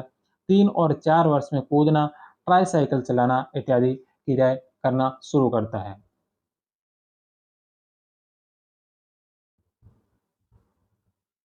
नेक्स्ट क्वेश्चन है कि मस्तिष्का अधोमुखी सिद्धांत के अनुसार विकास होता है। मस्तिष्का अधोमुखी सिद्धांत के अनुसार विकास होता है तो सिर से पैर की ओर। सिफेलोकोडल विकास के नियम के अनुसार, सिफेलोकोडल विकास नियम के अनुसार, सिफेलोकोडल विकास यही जो मस्तिष्काधोमुखी पहले सिर के भाग में, फिर क्रमशः धड़, हाथ और पैरों का विकास सिर से पैरों की ओर। एक नंबर ऑप्शन। इसी प्रश्न को घुमा घुमा कर पूछा गया है। नेक्स्ट क्वेश्चन है कि विकास अनुदैर्ध्य दिशा सिर से पैर की ओर का अनुसरण करता है। विकास का यह सिद्धांत क्या कहलाता है? तो विकास का सिद्धांत सिफेलोकोडल या मस्तिष्काधोमुखी सिद्धांत। नेक्स्ट क्वेश्चन है कि एक किशोर के शारीरिक विकास का मूल्यांकन किया जाता है। किशोर के शारीरिक विकास का मूल्यांकन किया जाता है उसके द्वारा किए गए शारीरिक कार्यों के द्वारा। शारीरिक विकास का मूल्यांकन तो शारीरिक विकास के कार्यों के द्वारा ही किया जाता है। 3 नंबर ऑप्शन। नेक्स्ट क्वेश्चन है कि विकास की मनोसामाजिक अवस्था। विकास की मनोसामाजिक अवस्था psycho social stage of development दृष्टिकोण का प्रतिपादन किया गया। किसके द्वारा किया गया? विकास के मनोसामाजिक अवस्था का प्रतिपादन किसके द्वारा किया गया? एरिक इरिक एरिक्सन के द्वारा। 4 नंबर ऑप्शन।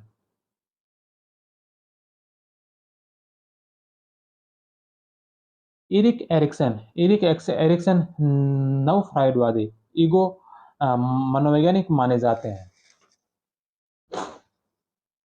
क्योंकि इनको ईगो पर बहुत बल दिया गया। इनका मानना था कि ईगो अभिवृत्तियों एवं कौशलों को सीखने में सहायक है। ये फ्राइड के सिद्धांत का काफी सीमा तक समर्थन करते हैं, लेकिन इन्होंने फ्राइड की तरह कामुकता को महत्वपूर्ण नहीं माना। इनके सिद्धांत में व्यक्तिगत, सामूहिक, इमोशनल तथा सांस्कृतिक कल्चर या सामाजिक विकास सोशल डेवलपमेंट को समन्वित किया गया है। अतः इसे मनोसामाजिक सिद्धांत कहा जाता है। इस सिद्धांत को मंच या स्टेज सिद्धांत भी कहा जाता है। इस सिद्धांत को कुछ मनोवैज्ञानिकों ने जीवन अवधि विकास का सिद्धांत भी कहा है। एरिक्सन ने अपनी प्रसिद्ध कृति बचपन एवं समाज चाइल्डहुड एंड सोसाइटी 1963 में यह स्पष्ट किया कि मनुष्य केवल जैविक एवं मानसिक प्राणी ही नहीं है, बल्कि एक सामाजिक प्राणी भी है। इनकी पुस्तक चाइल्डहुड एंड सोसाइटी बचपन एवं समाज जो 1963 में प्रकाशित हुई थी, उसमें स्पष्ट किया गया कि मनुष्य केवल जैविक एवं मानसिक प्राणी ही नहीं है, बल्कि एक सामाजिक प्राणी भी है। अगला प्रश्न है कि एरिक एरिक्सन के सिद्धांत के अनुसार ईगो सहायक है। एरिक एरिक्सन के सिद्धांत के अनुसार ईगो सहायक है। ईगो किसमें सहायक है? तो यह अभिवृत्तियों एवं कौशलों को सीखने में। 1 नंबर ऑप्शन। एरिक एरिक्सन के विकास के सिद्धांत में कितनी अवस्थाएं? एरिक एरिक्सन ने अपने सिद्धांत में विकास के सिद्धांत में कितनी अवस्थाएं बताई? तो 8 अवस्थाएं। 2 नंबर ऑप्शन। कौन कौन से ये 8 अवस्थाएं? जन्म से मृत्यु तक आयु के समूह के लिए एरिक्सन ने विकास की 8 अवस्थाएं प्रस्तावित की है, जिसमें सबसे पहली है विश्वास बनाम अविश्वास। विश्वास बनाम अविश्वास जन्म से लेकर 1 साल तक शेष अवस्था, इन्फेंसी काल।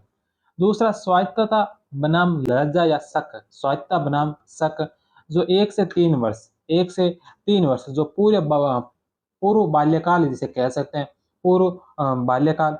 तीसरे नंबर पर है पहचान बनाम दोष 3 से 5 वर्ष, तो पूर्व स्कूल काल जिसे कह सकते हैं, प्री स्कूल एज।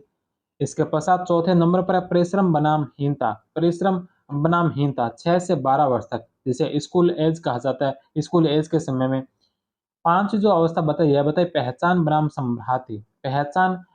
संभ्रांति 12 से लेकर 18 वर्ष तक किशोर अवस्था एडोलसेंस में।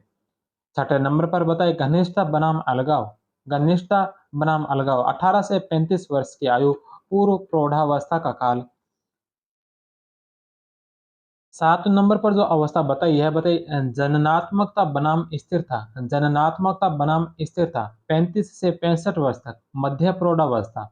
और संपूर्णता बनाम निराशा जो 65 वर्ष से लेकर मृत्यु तक उत्तर प्रौढ़ावस्था या अवृद्धावस्था ओल्ड एज जिसे कहा जा सकता है।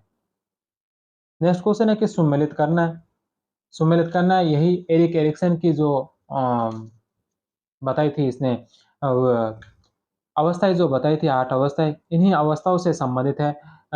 तो किशोर अवस्था का संबंध किससे है? किशोर अवस्था का संबंध है पहचान बनाम भूमिका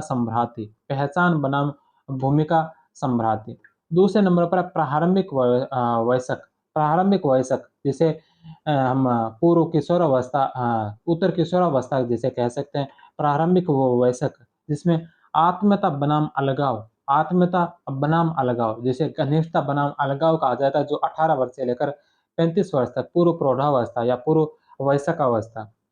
मध्य वयस्क या मध्य प्रौढ़ावस्था जिसमें उत्पादकता बनाम स्थिरता। और प्रौढ़ वयस्क संपूर्णता बनाम निराशा। वृद्धावस्था जो 65 वर्ष से लेकर मृत्यु तक संपूर्णता बनाम निराशा। तो इसमें 3, 1, 4 और 2, 2 नंबर ऑप्शन। नेक्स्ट क्वेश्चन है कि किशोरावस्था में सामाजिक विकास की महत्वपूर्ण विशेषता का बढ़ा हुआ प्रभाव है। किशोरावस्था में सामाजिक विकास की महत्वपूर्ण विशेषता का बढ़ा हुआ प्रभाव है साथी समूह। साथी समूह सबसे किशोरावस्था में जो सामाजिक विकास का सबसे महत्वपूर्ण जो विशेषता है, साथी समूह, ग्रुप में रहते हैं, गैंग बना के रहते हैं। 2 नंबर ऑप्शन। कौन सा किशोरावस्था में सामाजिक विकास का एक लक्षण नहीं है? किशोरावस्था में सामाजिक विकास का लक्षण कौन सा नहीं है? अपने वह समूह का एक सक्रिय सदस्य होना, अपने जो ग्रुप है, ग्रुप के अंदर रहना, ग्रुप का सक्रिय सदस्य रहना, तो यह तो इसकी विशेषता है, यह तो किशोरावस्था का महत्वपूर्ण लक्षण है। विपरीत लिंग के प्रति आकर्षण, किशोरावस्था ही वो एज है जिसमें विपरीत लिंग के प्रति आकर्षण बढ़ता है, तो दूसरा ऑप्शन भी सत्य है। मैत्री संबंधों में भारी कमी नहीं होती है। भारी कमी नहीं होते बल्कि मैत्रिक संबंध प्रगाढ़ होते हैं, मजबूत होते हैं इस समय किशोरावस्था में। तो 3 नंबर ऑप्शन है जो इसका गलत होगा। चौथा है विशिष्ट रुचियों में विस्तार, अलग-अलग रुचियों में विस्तार होता है। तो 4 नंबर ऑप्शन भी इसका सही है। 3 नंबर इसका गलत होगा। मैत्रिक संबंधों में कमी नहीं बल्कि मैत्रिक संबंधों में प्रगाढ़ होता है, मैत्रिक संबंधों में विस्तार होता है। 3 नंबर ऑप्शन गलत होगा। नेक्स्ट क्वेश्चन है कि वह वर्षकाल या वह अवधि जिसके दौरान हम बॉयज एंड गर्ल्स शारीरिक, मानसिक, सामाजिक, स्वयंगात्मक रूप से बाल्यावस्था से प्रौढ़ावस्था की ओर बढ़ते हैं, वह सॉरी सॉरी वह कौन सी अवधि है जिसके दौरान बॉयज और गर्ल्स में शारीरिक परिवर्तन होते हैं, मानसिक परिवर्तन होते हैं, सामाजिक परिवर्तन होते हैं, स्वयंगात्मक परिवर्तन होते हैं, इन सभी रूप से बाल्यावस्था से प्रौढ़ावस्था की ओर बढ़ते हैं, तो वह एज होती है, वह जो काल होता है वो होता है किशोरावस्था का काल। 3 नंबर ऑप्शन। नेक्स्ट क्वेश्चन है कि किशोरावस्था में सामाजिक विकास की विशेषता है। किशोरावस्था में सामाजिक विकास की क्या विशेषता है? समूहों का निर्माण होता है, ग्रुप बना के रहते हैं, मैत्री भावना का विकास होता है, विद्रोह की भावना भी इसी समय होती है। हर किसी का विद्रोह करने से घबराते नहीं है, तो तीनों ही ऑप्शन इसके सही होंगे, उपयुक्त सभी। 4 नंबर ऑप्शन। नेक्स्ट क्वेश्चन है कि कौन सी किशोर अवस्था में सामाजिक विकास की विशेषता नहीं है? सामाजिक विकास की विशेषता कौन सी नहीं है? बड़ा हुआ संघी प्रभाव बढ़ते हैं, बिल्कुल सही है। विपरीत लिंग के प्रति आकर्षण होते हैं, किशोर अवस्था में विपरीत लिंग के प्रति आकर्षण होते हैं, यह भी सत्य है। अभिरुचि का विस्तारण होता है, रुचि में विस्तार होता है, तीसरा ऑप्शन भी सत्य है। सामाजिक क्रियाकलाप में कमी, तो सामाजिक क्रियाकलाप में कमी नहीं होती है, युवा नेता बने घूमते हैं सभी किशोर, तो सामाजिक क्रियाकलाप में तो कमी नहीं होती बल्कि विस्तार होता है। 4 नंबर ऑप्शन इसका गलत है। नेक्स्ट क्वेश्चन है कि किशोरों के सामाजिक विकास से संबंधित व्यवहार की निम्नलिखित में से कौन सी विशेषता प्रतिबिंबित होती है? किशोरों के सामाजिक विकास से संबंधित व्यवहार की निम्नलिखित में से कौन सी विशेषता प्रतिबिंबित होती है? सामाजिक समस्याओं में रुचि दर्शाना, अरुचि दर्शाना गलत है। अस्थायी मित्रता नहीं होती है, स्थायी मित्रता होती है। सामान्य रुचि नहीं, स्पेशल रुचि होती है। सामाजिक समस्याओं में रुचि दर्शाना, पहला ऑप्शन इसका सही होगा। नेक्स्ट क्वेश्चन है कि निम्नलिखित में से किशोरावस्था के सामाजिक विकास को प्रभावित करने वाला वातावरण संबंधी कारक कौन सा है? किशोरावस्था के सामाजिक विकास को प्रभावित करने वाला वातावरण संबंधी कारक कौन सा है? साथी समूह का प्रभाव, कहते हैं संगति का असर यही है, साथी समूह का प्रभाव। 3 नंबर ऑप्शन। नेक्स्ट क्वेश्चन है कि किशोरावस्था में सामाजिक विकास जिसका प्रभाव नहीं पड़ता, किशोरावस्था में सामाजिक विकास पर जिसका प्रभाव नहीं पड़ता, किसका प्रभाव नहीं पड़ता, निम्न में से कौन सा है? रुचियों का, 1 नंबर ऑप्शन। नेक्स्ट क्वेश्चन है कि निम्नलिखित में से कौन सी सामाजिक विकास की विशेषता नहीं है? निम्नलिखित में से कौन सी सामाजिक विकास की विशेषता नहीं है? सामाजिक विकास की विशेषता इनमें से कौन सी नहीं है? सामाजिक विकास बच्चे के अपने सामाजिक परिवेश के साथ निरंतर संपर्क का शुद्ध परिणाम है। सामाजिक विकास चरित्र के सामाजिक गुणों को सीखने और प्राप्त करने में मदद करता है। सामाजिक विकास किशोरावस्था पर पूर्ण हो जाता है। सामाजिक विकास बच्चे को अपने सामाजिक परिवेश में खुद को समायोजित करने और सामाजिक संबंध बनाए रखने में सक्षम बनाता है। तो इसमें से कौन सा जो सामाजिक विकास की विशेषता नहीं है? तो सामाजिक परिवेश के अंदर के साथ साथ निरंतर संपर्क का शुद्ध परिणाम सही है। दूसरा, सामाजिक विकास चरित्र के सामाजिक गुणों को सीखने और प्राप्त करने में मदद करता है। तीसरा कि सामाजिक विकास किशोरावस्था पर पूर्ण हो जाता है। सामाजिक विकास जीवन पर्यंत चलता रहता है, किशोरावस्था पर पूर्ण हो जाता है। तीसरा ऑप्शन ही इसका गलत होगा। तो कौन-सी विशेषता नहीं है? 3 नंबर ऑप्शन।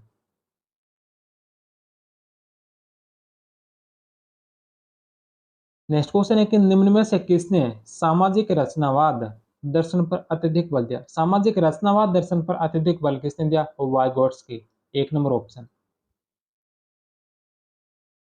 वाइगोत्स्की या वाइगोट्स्की का सामाजिक एवं सांस्कृतिक विकास सिद्धांत। Vygotsky social and culture development theory. Vygotsky एक रूसी मनोविज्ञान था। उसका शोध मानवीय चेतना के विकास और उसकी संरचना से संबंधित था। वाइगोट्स्की ने संज्ञानात्मक मनोविज्ञान उपागम पर बल दिया। संज्ञानात्मक विकास के परिप्रेक्ष्य में उन्होंने समाज के सूक्ष्म एवं व्यापक प्रभाव का अध्ययन किया।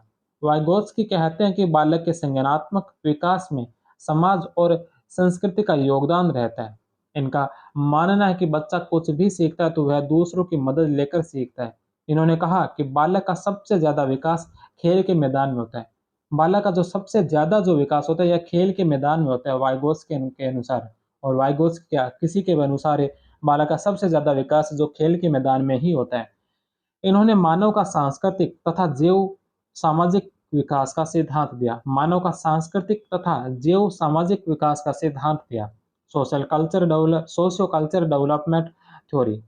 इन्होंने इस सिद्धांत के को दो तथ्य बताए हैं। दो तथ्य कौन से? एक ZPD ZPD zone of proximal development theory से तात्पर्य है कि यहाँ जब बालक कोई काम करना चाहता है परंतु वह उस काम को करने में सक्षम नहीं है, तो अपने माता-पिता, अध्यापक आदि का सहारा लेता है। इसे निकटतम विकास का सिद्धांत कहते हैं।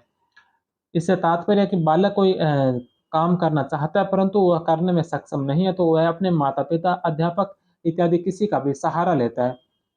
इसे निकटतम विकास का सिद्धांत भी कहा जाता है। दूसरा स्कैफोल्डिंग यह प्रक्रिया 4 स्तर से पूरी होती है। पहला, इसमें सबसे पहले दूसरों से मदद लेना, फिर स्वयं समस्या को समझना। अब बालक अपनी समस्या को स्वयं हल करने लगता है और चौथा निपुणता यानी दूसरों की मदद करने तक की निपुणता आ जाती है। शुरुआत में दूसरों से मदद से कार्य शुरू करता है, फिर स्वयं उस समस्या को समझ लेता है। उसके पश्चात बालक उस समस्या को स्वयं हल करने लग जाता है और उसके पश्चात चौथा जब स्टेज आता है, उसमें स्वयं दूसरों को सिखाने लग जाता है। यानी गुरु से ज्ञान ग्रहण करके वो आगे बढ़कर पुनः स्वयं गुरु बन जाता है। इस सिद्धांत में बच्चा कुछ भी सीखता है तो वह दूसरों की मदद लेकर सीखता है। इसका इनका मानना है कि बालक का सबसे ज्यादा विकास है जो खेल के मैदान में होता है। नेक्स्ट क्वेश्चन है कि निकट निकट विकास का क्षेत्र है JPD zone of proximal development की अवधारणा किसके द्वारा दी गई? तो यह अवधारणा जेपीडी की अवधारणा किसने दी थी? एल एस वाइगोत्स्की के द्वारा। 1 नंबर ऑप्शन। नेक्स्ट क्वेश्चन है कि इसके फोल्डिंग निम्नलिखित में से किस संज्ञानात्मक विकास के सिद्धांत से संबंधित है? इसके फोल्डिंग जो निम्नलिखित में से कौन से संज्ञानात्मक विकास से संबंधित है? वाइगोत्स्की के सिद्धांत से। नेक्स्ट क्वेश्चन है कि किशोरावस्था में सामाजिक विकास का लक्षण है। किशोरावस्था में सामाजिक विकास का लक्षण क्या है? समूह के प्रति उत्पन्न भक्ति भावना। 2 नंबर ऑप्शन। नेक्स्ट क्वेश्चन है कि बालक अपने व्यवहार की सामाजिक स्वीकृति जिस अवस्था में चाहता है वह अवस्था कौन सी है? बालक अपने व्यवहार की सामाजिक स्वीकृति जिस अवस्था में चाहता है वह अवस्था कौन सी है? बालक चाहता है कि मैं जो काम करूं उसकी समाज सराहना करे। कौन सी अवस्था में यह चाहता है? तो किशोरावस्था के अंदर। 1 नंबर ऑप्शन। नेक्स्ट क्वेश्चन है कि निम्नलिखित में से किशोरावस्था में सामाजिक विकास की कौन सी विशेषता नहीं है? किशोरावस्था में सामाजिक विकास के इनमें से कौन सी विशेषता नहीं है? समूहों में अनुरूपता, सामाजिक चेतना, मैत्रिक वफादारी। मित्रता में समलैंगिक प्रवृत्तियां। 2 नंबर ऑप्शन इसका गलत होगा। समूहों में अनुरूपता, सामाजिक चेतना और मैत्रिक वफादारी किशोरावस्था में सबसे महत्वपूर्ण होती है, तो 2 नंबर ऑप्शन इसका गलत होगा। नेक्स्ट जो इस चैप्टर का अगला जो पार्ट है वो है संयोगात्मक विकास। स्वयंगात्मक विकास। स्वयंगात्मक विकास से संबंधित पहला प्रश्न है कि कौन सी स्वयंगात्मक विशेषता केवल किशोरावस्था में पाई जाती है? कौन सी स्वयंगात्मक विशेषता जो केवल किशोरावस्था में पाई जाती है? किशोरावस्था में वीर पूजा किसी को अपना आइडियल बना लेते हैं। कोई भगत सिंह को बनाता है, कोई महाराणा प्रताप को बनाता है, कोई शिवाजी को बनाता है, वहीं कोई अफजल को बनाता है, कोई कसाब को बनाता है। वो अपने-अपने जो कहते हैं ना समूह की प्रवृत्ति का उस पर असर रहता है। तो किशोर अवस्था में वो किसी न किसी को अपना आइडियल बनाते हैं, किसी न किसी की वीर पूजा करते हैं। 2 नंबर ऑप्शन। वीर पूजा की प्रवृत्ति। इस अवस्था में बालक किसी प्रसिद्ध व्यक्ति या विद्वान को अपना आदर्श मानता है तथा उसके जैसे ही अपने आप को ढालने की कोशिश करता है, अर्थात वीर पूजा का भाव विद्यमान होता है।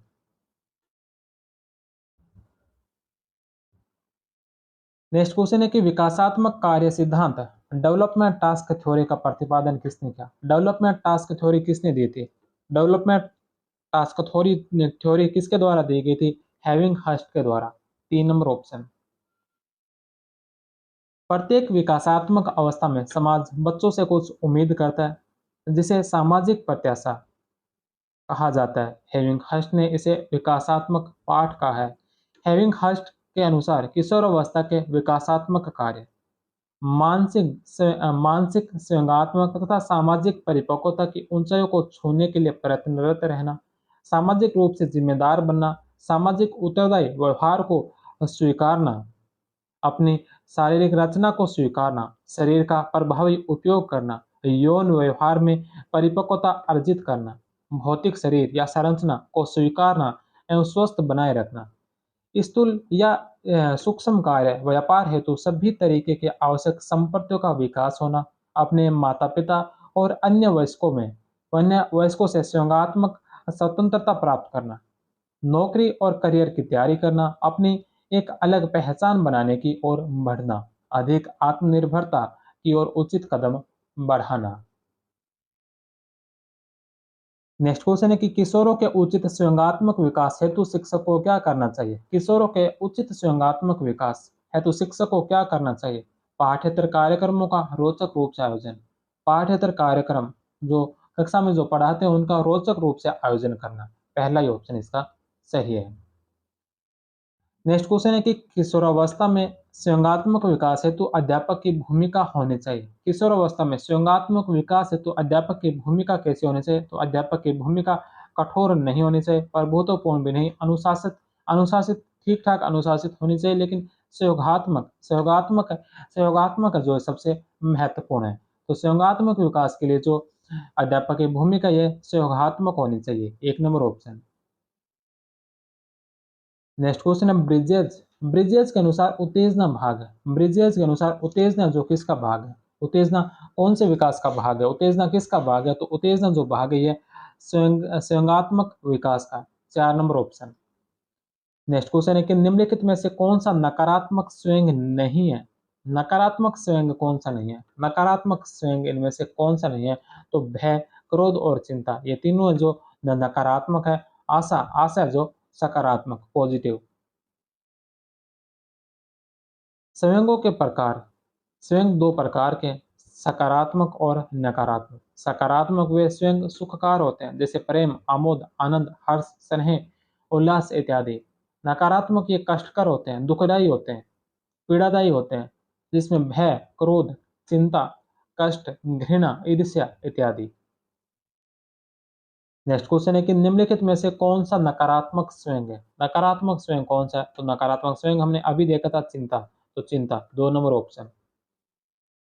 अनुकरण, अनुकूलन, परीक्षण और त्रुटि विधि आदि के उदाहरण सीखने के तरीके किसमें शामिल है? अनुकरण, अनुकूलन, परीक्षण और त्रुटि विधि आदि के उदाहरण सीखने के तरीके किसमें शामिल है? तो स्वयंगात्मक विकास में या फिर भावनात्मक विकास भी कह सकते हैं। नेक्स्ट क्वेश्चन है कि मैकडोगल ने व्यक्ति के 14 स्वयं माने। मैकडोगल ने जो 14 स्वयं दिए उनमें से सबसे अधिक महत्वपूर्ण कौन सा माना है? मैकडोगल ने जो 14 स्वयं दिए थे उनमें सबसे अधिक महत्वपूर्ण किसे माना था? भय को। 4 number option.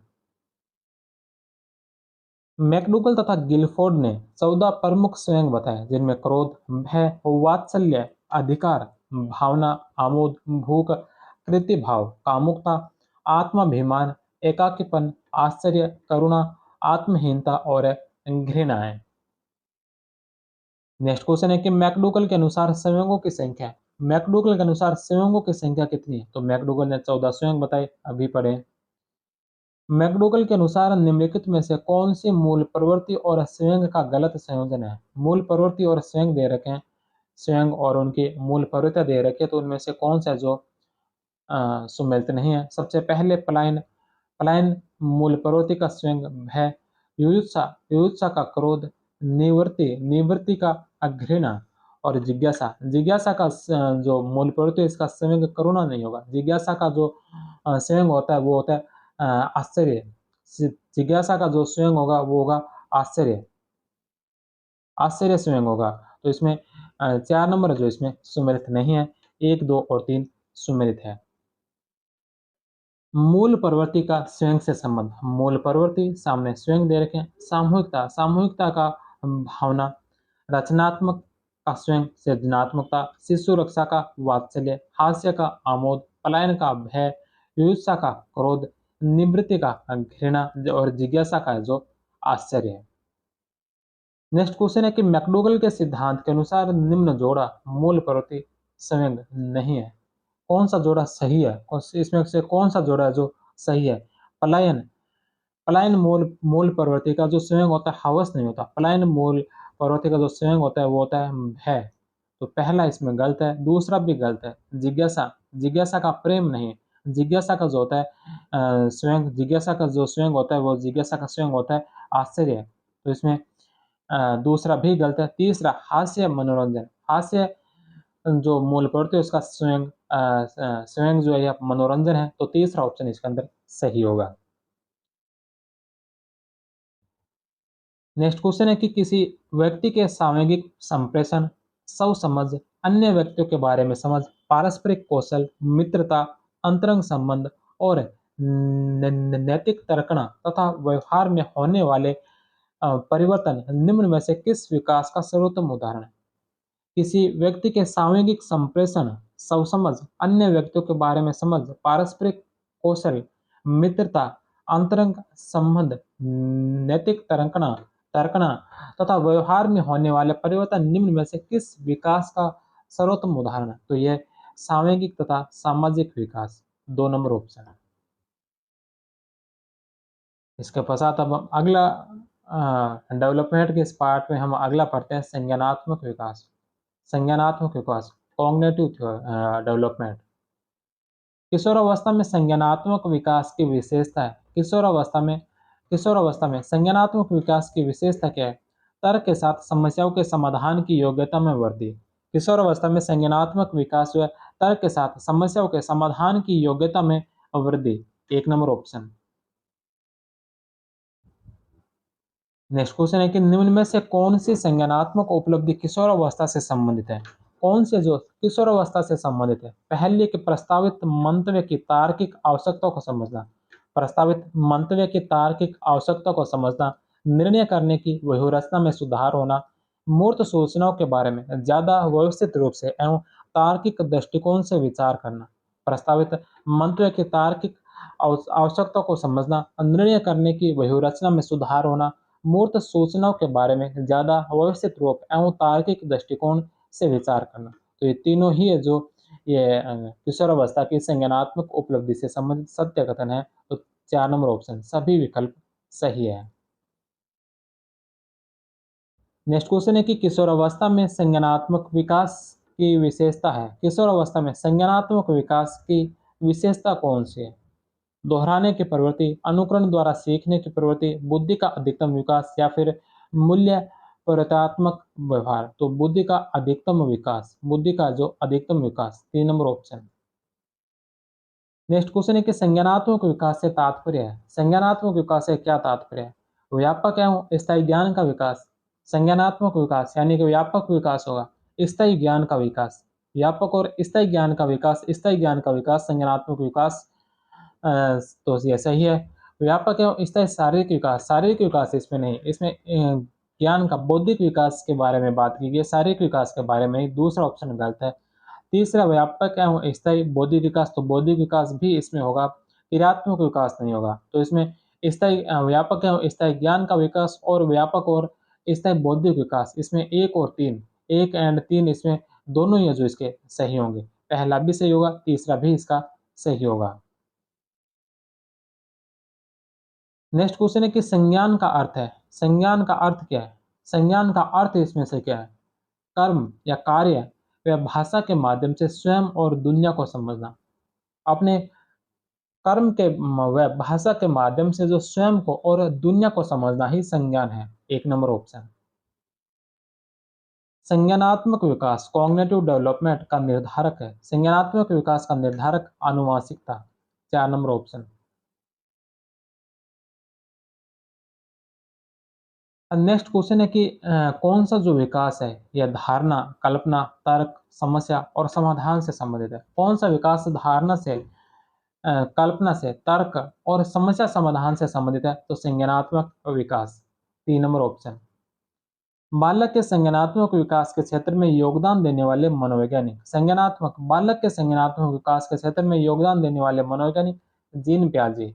1 number option.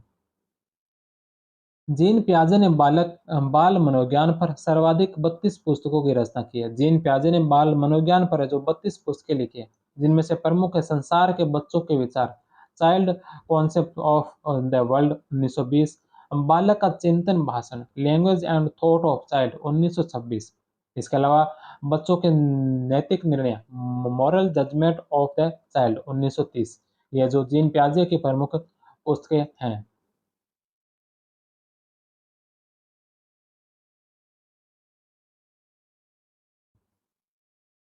Next question है कि जीन पियाजे की निम्नलिखित में से कौन सी पुस्तक नहीं है? कौन सी पुस्तक इसमें से जीन पियाजे की नहीं है? कौन सी पुस्तक है जो जीन पियाजे की नहीं है? पहले है the language and thought of the child.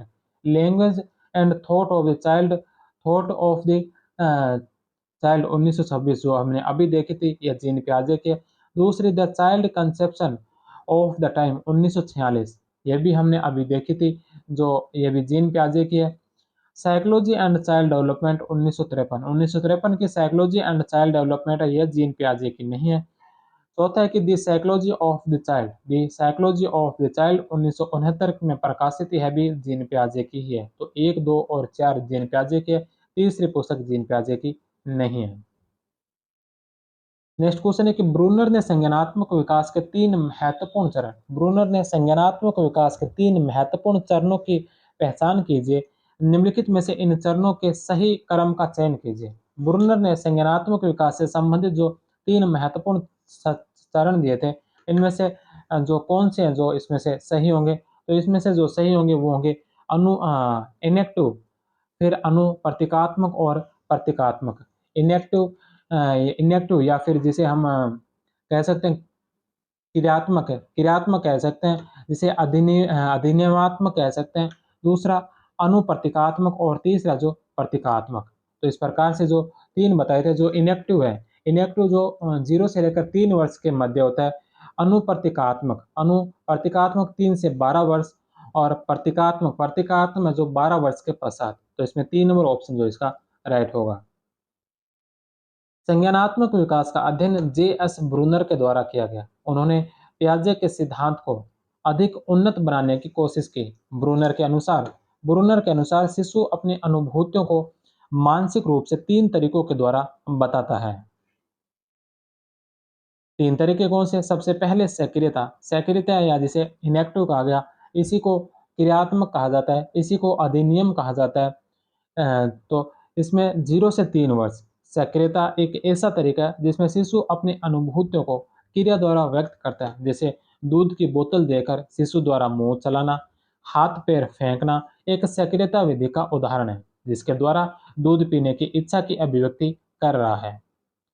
दूसरा इसमें दृश्य प्रतिमा, आइकॉनिक, इंग्लिश नाम याद रखना आइकॉनिक, क्योंकि हिंदी में इनमें इसके बहुत सारे नाम मिल जाएंगे। प्रतिमा मिल जाएगा, प्रतिनिधान मिल जाएगा, इसके अलावा प्रतिभा परक मिल जाएगा, प्रतिमात्मक मिल जाएगा, प्रतिबिंबात्मक मिल जाएगा। तो बहुत सारे हिंदी नाम मिलेंगे।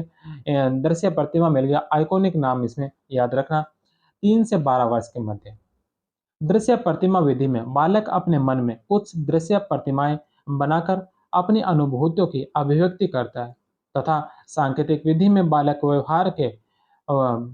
भाषा के व्यवहार द्वारा अपनी अनुभूतियों को अभिव्यक्त करता है। तीसरा इसमें सांकेतिक सिंबॉलिक 12 वर्ष के पश्चात ब्रूनर ने अपने अध्ययनों के आधार पर बताया कि इन तीनों के संप्रत्य का विकास एक क्रम में होता है। जन्म से करीब 18 महीनों तक सक्रियता विधि की प्रधानता देखी गई है। 1 या 2 साल की उम्र में दृश्य प्रतिमा विधि की प्रधानता होती है। करीब 7 साल की उम्र से सांकेतिक विधि की प्रधानता होती है। इस अवस्था में बालक संकेतों के माध्यम से सूचनाओं का संकलन और विश्लेषण करना, भाषा और गणित के संप्रत्यय, सूत्र एवं गणना सीख लेते हैं तथा उनका प्रयोग करते हैं, इसलिए यह सर्वोत्तम अवस्था मानी जाती है। नेक्स्ट क्वेश्चन है कि निम्नलिखित में से संज्ञानात्मक विकास की कौन सी अवस्था का वर्णन ब्रूनर के द्वारा नहीं किया गया? ब्रूनर के द्वारा कौन सी नहीं किया गया? इनएक्टिव क्रियात्मक प्रतिनिधान जिसे सक्रियता भी कहा गया। सक्रियता हमने अभी पढ़ा था। सक्रियता यह ब्रूनर के द्वारा दी गई, तो पहला सही है। दूसरा प्रतिमा प्रतिनिधान आइकोनिक, दूसरा भी सत्य है। तीसरा इंद्रिय गतिकाल, यह ब्रूनर के विकास की अवस्था नहीं है। ब्रूनर ने 3 बताई थी, क्रियात्मक प्रतिनिधान, इनएक्टिव, आइकोनिक और सिंबॉलिक प्रतीकात्मक प्रतिनिधान। तो 1, 2 और 4 तो ये ब्रूनर की है, तीसरा ब्रूनर की नहीं है, 3 नंबर ऑप्शन। नेक्स्ट क्वेश्चन है कि संज्ञानात्मक विकास की निम्नलिखित अवस्था में कौन सी अवस्था का वर्णन ब्रूनर द्वारा नहीं किया गया? ब्रूनर के द्वारा कौन सा नहीं किया गया? तो इनएक्टिव, आइकोनिक और सांकेतिक या जिसे हम सिंबॉलिक कहते हैं। सिंबॉलिक यह जो ब्रूनर के द्वारा हम बताए गए हैं, तो इसमें 1, 2 और 4 ये ब्रूनर के पराधीनता ब्रूनर के द्वारा बताया गया अवस्था नहीं है, 3 नंबर ऑप्शन। कौन सी ब्रूनर द्वारा प्रदत्त संज्ञानात्मक विकास की सर्वोच्च अवस्था है? संज्ञानात्मक विकास की सर्वोच्च अवस्था कौन सी है? सर्वोच्च अवस्था कौन सी है? तो इसमें सबसे पहले नंबर पर सक्रिय अवस्था यानी कौन सी हुई? इनएक्टिव जो थी, इनएक्टिव जो इसमें सक्रिय अवस्था जो प्रारंभिक अवस्था थी। दूसरी है प्रतीकात्मक अवस्था जिसे सिंबॉलिक कहा गया था। सिंबॉलिक जो है यह मानी गई थी जो सर्वोच्च अवस्था जो प्रतीकात्मक अवस्था को माना था। इसके अलावा प्रतिबिंबात्मक अवस्था भी ब्रूनर के द्वारा बताई गई थी। तो जिसमें सर्वोच्च अवस्था यह प्रतीकात्मक अवस्था होगी जो 12 वर्ष के पश्चात विकसित होती है, 2 नंबर ऑप्शन।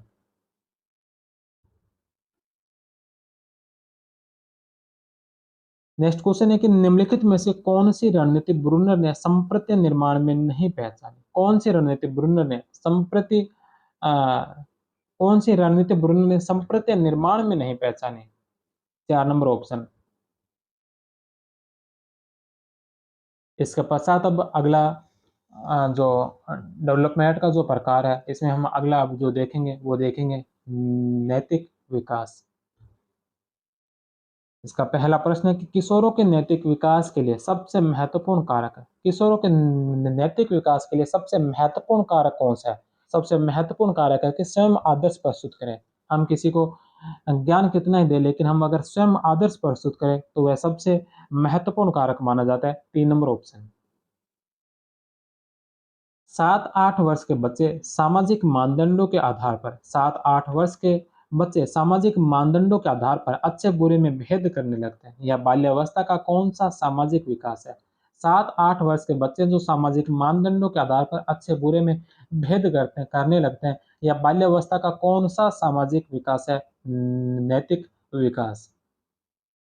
नैतिक विकास का सिद्धांत निम्न में से किसके द्वारा दिया गया? तो यह सिद्धांत जीन पियाजे ने भी दिया था। जीन पियाजे ने भी नैतिक विकास का सिद्धांत दिया था। और इसके अलावा जो एल कोहलबर्ग ने भी नैतिक विकास का सिद्धांत दिया था। जीन पियाजे ने नैतिक विकास के सिद्धांत के 2 कारक बताए थे, जिसमें प्रायित नैतिकता और दूसरी बताई थी स्वायत्त नैतिकता और प्रायित नैतिकता जीन पियाजे के द्वारा बताई गई। कोहलबर्ग ने जो नैतिक विकास के 3 स्तर बताए थे, जिसमें पहला बताया था जिसमें पूर्व परंपरागत पूर्व परंपरागत या जिसे पूर्व रूढ़िवादिता भी कह सकते हैं। दूसरा बताया था परंपरागत, पूर्व परंपरागत, परंपरागत और तीसरा जो इसमें बताया था वो बताया था पश्च परंपरागत, पूर्व परंपरागत या पूर्व पारंपरिक भी कह सकते हैं। दूसरा पारंपरिक और तीसरा जो बताया था यह बताया था पश्च पारंपरिक। तो इसमें पूछा कि नैतिक विकास का सिद्धांत किसने दिया था? तो जीन पियाजे ने दिया था, एल एल कोहलबर्ग ने दिया था। तो 1 और 3 4 नंबर ऑप्शन।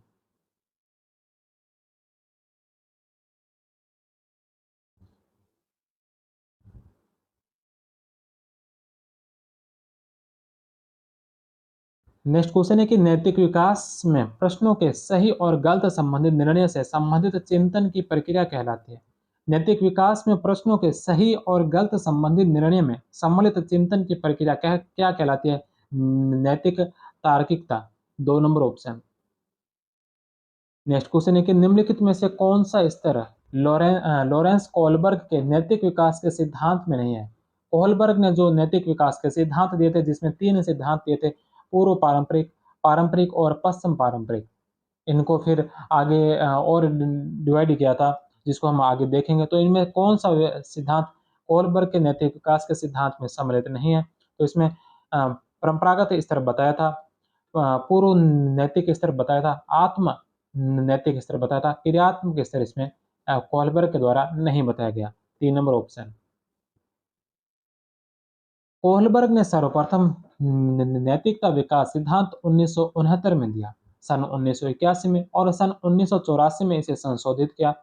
उन्होंने मुख्यतः 3 स्तर तथा कुल 6 अवस्थाएं बताई। प्रत्येक स्तर में 2 अवस्थाओं का वर्णन है जो निम्नलिखित है। 3 स्तर जिसमें सबसे पहला जो स्तर है या पूर्व नैतिक स्तर या पूर्व परंपरागत स्तर, प्री मॉरल लेवल 4 से लेकर 10 वर्ष तक। 4 से 10 वर्ष तक नैतिक विकास की इस अवस्था में बालक अपने से बड़े व्यक्तियों द्वारा निर्धारित मानदंडों, नियमों, रीतियों आदि का पालन करना ही नैतिकता समझता है। कोहलबर्ग ने इस स्तर को 2 अवस्था में विभाजित किया, जिसमें पहली जो अवस्था है, यह अवस्था दंड और आज्ञाकारिता की अवस्था है। दंड और आज्ञाकारिता की अवस्था। दूसरी जो अवस्था है, इस अवस्था में बालक स्वयं की आवश्यकताओं तथा दूसरों की आवश्यकताओं की पूर्ति करते हैं। इसके पश्चात जो इसका दूसरा जो स्तर बताया था, यह बताया था परंपरागत नैतिक स्तर, 10 से 13 वर्ष। इस अवस्था में आकर बालक नैतिकता से संबंधित कुछ नियम स्वीकार कर लेता है अथवा समूह के नैतिक नियमों को अपना लेता है। परिवार अब वह परिवार, समाज तथा राष्ट्र के हित में जो कल्याणकारी होता है उसे अपनाने की सोचता है। इस स्तर को भी 2 अवस्थाओं में विभक्त किया गया, जिसे हम तीसरी अवस्था कहेंगे। इस अवस्था में बालक समझने लगता है कि अच्छा व्यवहार वह है जो दूसरों को प्रसन्नता प्रदान करे, दूसरों द्वारा स्वीकृत तथा अनुमोदित व्यवहार ही नैतिकता का आधार होते हैं। चौथी अवस्था, इस अवस्था में नियम, कानून तथा व्यवस्थाएं नैतिकता का आधार होते हैं। बालक के लिए वे कार्य व्यवहार नैतिक है जो समाज व राष्ट्र के नियम, कानून तथा व्यवस्थाओं के अनुरूप होते हैं। तीसरा जो इसमें स्तर बताया, यह बताया आत्म अंगीकृत नैतिक मूल्य या फिर पश्च परंपरागत, पश्च रूढ़िवादी, जिसमें 13 वर्ष की उम्र से लेकर प्रौढ़ावस्था तक। इस स्तर पर व्यक्ति नैतिकता के अपने स्वयं के नियम, अपने मूल्यों, धारणाओं तथा मान्यताओं के आधार पर बना लेता है। नैतिकता को सौ नैतिक सिद्धांत सही और गलत के आधार पर आंका जाता है। इस स्तर को भी कोलबर्ग ने 2 अवस्था में विभक्त किया, जिसे हम इसकी जो पहली अवस्था जिसे हम 5वीं अवस्था कहेंगे। इस अवस्था में व्यक्ति सामाजिक संबंधों के संदर्भ में नैतिकता का निर्धारण करता है। इस अवस्था से वह मानता है कि कानून स्थिर नहीं होते, समाज की भलाई के लिए उन्हें परिवर्तित तथा तोड़ा जा सकता है। षष्ठम अवस्था, यह सार्वभौमिक नैतिकता की अवस्था है। अब वह सार्वभौमिक नियमों के आधार पर स्वयं के नैतिक नियम बनाता है तथा उनका पालन करता है। कोहलबर्ग ने इस वर्गीकरण को आगे बढ़ाते हुए नैतिक विकास की 5 अवस्थाएं और बताई। 5 अवस्थाएं और कौन सी बताई? पूर्व नैतिक अवस्था, एमोरल स्टेज, जन्म से लेकर 2 वर्ष। स्व केंद्रित अवस्था, सेल्फ सेंटर्ड स्टेज, 3 से 6 वर्ष। परंपराओं को धारण करने वाली अवस्था, परंपराओं को धारण करने वाली अवस्था 7 वर्ष से लेकर किशोरावस्था के प्रारंभ तक। आधारहीन आधारहीन आत्मचेतना अवस्था, आधारहीन आत्मचेतना अवस्था किशोरावस्था। आधारयुक्त आत्मचेतना अवस्था, आधारहीन आत्मचेतना अवस्था किशोरावस्था और आधारयुक्त आत्मचेतना अवस्था जो प्रौढ़ावस्था को माना है। नेक्स्ट क्वेश्चन है कि निम्न में से कोहलबर्ग के नैतिक विकास के सिद्धांत की अवस्था नहीं है। निम्नलिखित में से कोहलबर्ग के नैतिक विकास के सिद्धांत की अवस्था इनमें से कौन सी नहीं है? तो प्राक रूढ़िगत और पश्च रूढ़िगत, पूर्व परंपरागत, परंपरागत और पश्च परंपरागत स्वयं परक जो कोहलबर्ग के नैतिक विकास के सिद्धांत की अवस्था नहीं है। 3 नंबर ऑप्शन। नैतिक विकास की सामाजिक ठेका निर्धारण अवस्था है। नैतिक विकास की सामाजिक ठेका निर्धारण की अवस्था से संबंधित है कौन है? कोहलबर्ग। नेक्स्ट क्वेश्चन है कि कौन सी कोहलबर्ग द्वारा प्रतिपादित नैतिक विकास सिद्धांत की एक अवस्था नहीं है? कोहलबर्ग के द्वारा नैतिक विकास के जो 3 सिद्धांत दिए इनमें से कौन सा नहीं है? तो गैर परंपरागत, अ, पश्च परंपरागत, पूर्व परंपरागत या फिर परंपरागत। तो इसमें पूर्व परंपरागत है, दूसरी इसमें अवस्था परंपरागत है और तीसरी इसमें अवस्था पश्च परंपरागत है। गैर परंपरागत इसमें सम्मिलित नहीं है। नेक्स्ट क्वेश्चन है कि कोहलबर्ग के नैतिक विकास सिद्धांत के अंतर्गत, कोहलबर्ग के नैतिक विकास सिद्धांत के अंतर्गत निम्नलिखित में से उस सिद्धांत की एक अवस्था है। कोहलबर्ग के नैतिक विकास सिद्धांत के अंतर्गत निम्नलिखित में से कौन सी उस सिद्धांत के एक अवस्था है? तो पूर्व संक्रियात्मक नहीं है बल्कि पूर्व परंपरागत है, परंपरागत है। दूसरा इसमें सही होगा, 2 नंबर ऑप्शन इसका सही होगा। नेक्स्ट क्वेश्चन है कि कोहलबर्ग के अनुसार उस व्यक्ति का, कोहलबर्ग के अनुसार व्यक्ति का वह स्तर जिसमें उसके दूसरों के प्रति मूल्य, विश्वास, देखभाल, वफादार, निष्ठावान होना उनके नैतिक निर्णयों पर आधारित है। कौन सी अवस्था के अंदर होता है जो जिसमें जो दूसरों के प्रति मूल्य, विश्वास, देखभाल, वफादारी, निष्ठावान होना उनके नैतिक निर्णयों पर आधारित होता है? तो यह होता है परंपरागत में। 3 नंबर ऑप्शन। नेक्स्ट क्वेश्चन है कि कोहलबर्ग के नैतिक सिद्धांत के अंतर्गत निम्न में से कौन सी अवस्था नहीं है? कोहलबर्ग के नैतिक सिद्धांत के अ, अंतर्गत जो कौन सी अवस्था नहीं है? प्राक रूढ़िगत या पूर्व परंपरागत इसमें सम्मिलित है। पूर्व संक्रियात्मक नहीं है, पूर्व संक्रियात्मक नहीं बल्कि पूर्व परंपरागत, परंपरागत है। 2 नंबर ऑप्शन इसका गलत होगा।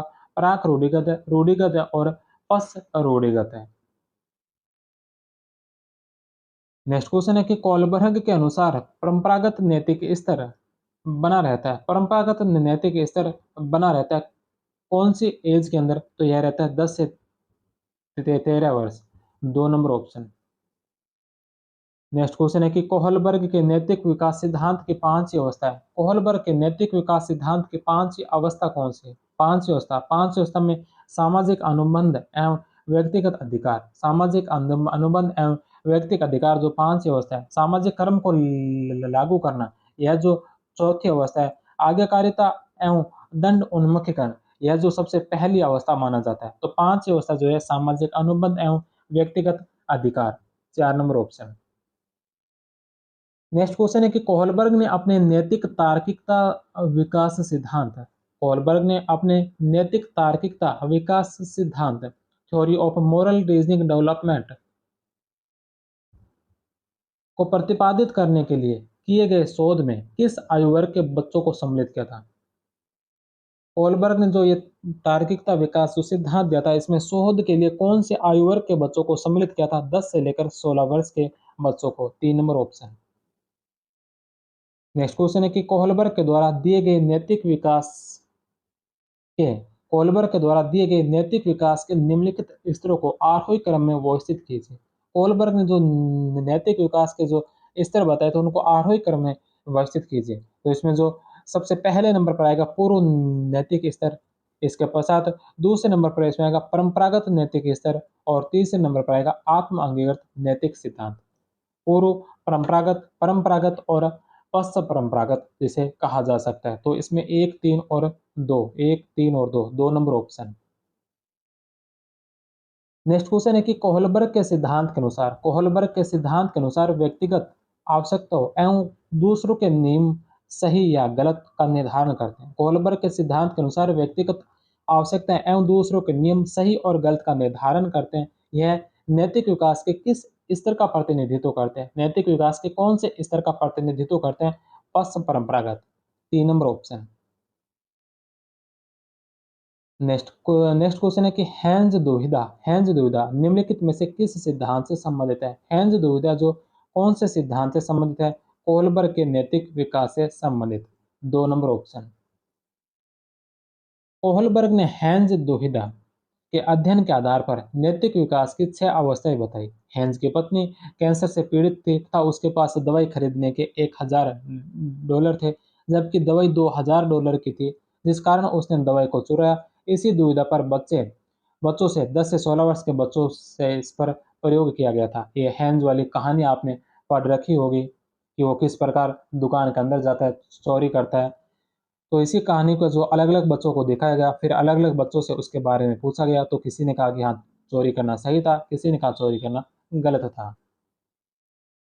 नेक्स्ट क्वेश्चन है कि निम्नलिखित में से कौन-सा पियाजे के अनुसार नैतिक विकास का स्तर नहीं है? कौन-सा पियाजे के अनुसार नैतिक विकास का स्तर नहीं है?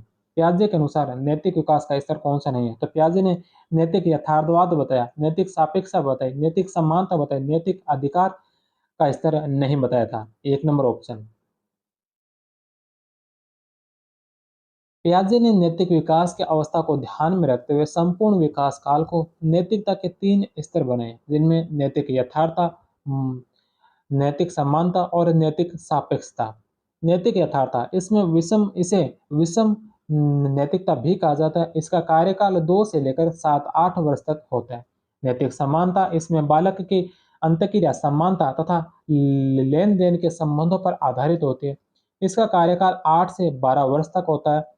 तीसरा इसमें नैतिक सापेक्षिकता, इसका प्रारंभ 12 वर्ष की आयु में होता है। इसे सौतेन नैतिकता भी कहा जाता है। ज्ञात है कि पियाजे ने 9 से 11 को स्वायत्त नैतिकता भी कहा है। जीन पियाजे का नैतिक विकास का सिद्धांत।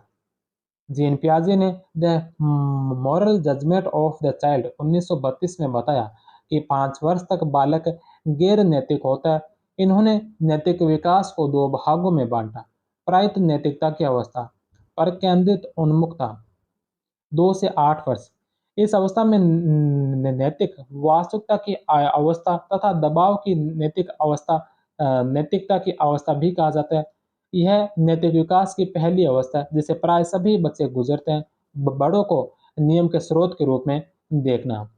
दूसरा, स्वायत्त नैतिकता की अवस्था या स्वायत्त उन्मुखता की अवस्था, 9 से 11 वर्ष। इसे अन्योन्यता या पारस्परिकता व सहयोग की नैतिकता का भी काल कहा जाता है। आत्मकेंद्रिता की भावना लुप्त हो जाती है और वे समझने लगते हैं कि नैतिक नियम किसी सत्ता से नहीं बल्कि आपसी सहयोग से बनते हैं। वे स्वतंत्र रूप से सोचने व तर्क करने में लग जाते हैं।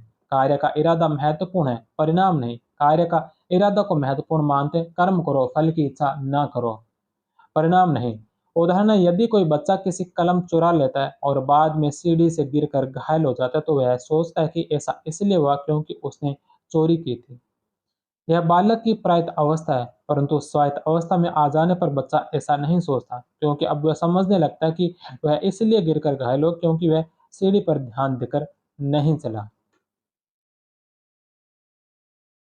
नेक्स्ट क्वेश्चन है कि पियाजे के नैतिक विकास के सिद्धांत के अनुसार कौन सी अवस्था में पियाजे के नैतिक विकास के सिद्धांत की कौन सी अवस्था में बालक की अंतःक्रिया अपने साथियों से पियाजे के नैतिक विकास के सिद्धांत के अनुसार कौन सी अवस्था के अंदर बालक की अंतःक्रिया जो अपने साथियों से समानता और लेन देन के संबंधों पर आधारित होते हैं? तो नैतिक समानता, 2 नंबर ऑप्शन।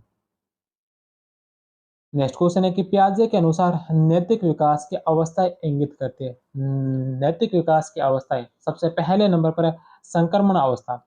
संक्रमण अवस्था जो 7 से 10 वर्ष के बीच का जो काल होता है उसे संक्रमण अवस्था कहा गया। और दूसरा इसमें जो पियाजे के अनुसार बताया गया नैतिक विकास है वो है आत्म केंद्रित अवस्था। आत्म केंद्रित अवस्था जो 10 वर्ष के पश्चात होता है, 10 वर्ष के बाद। तो 7 से 10 वर्ष जो संक्रमण अवस्था है और 10 वर्ष के बाद 10 वर्ष के बाद है जिसे आत्म केंद्रित अवस्था कहा जाता है। तो 1 और 4, 3 नंबर ऑप्शन। तो यह था दूसरा चैप्टर जो हमने डेवलपमेंट से संबंधित किया, जिसमें शारीरिक, सामाजिक, संज्ञानात्मक और नैतिक विकास से संबंधित कुछ प्रश्नोत्तर किए। जैसे पहले हमने पहला चैप्टर पढ़ा जिसमें शैक्षिक मनोविज्ञान की अवधारणा, क्षेत्र, कार्य, शारीरिक क्षेत्र और कार्य के बारे में पढ़ा। तो आज की क्लास में हम 2 ही चैप्टर करेंगे। तीसरा जो ये चैप्टर है व्यवहारवाद, संज्ञानात्मक एवं निर्मितवादी अधिगम के सिद्धांत। जो अधिगम के सिद्धांत से संबंधित जो तीसरा चैप्टर है, उसको हम अगली क्लास में करेंगे। तो मिलते हैं हम अगली क्लास में, तब तक आप सभी का बहुत-बहुत धन्यवाद। जय हिंद, वंदे मातरम।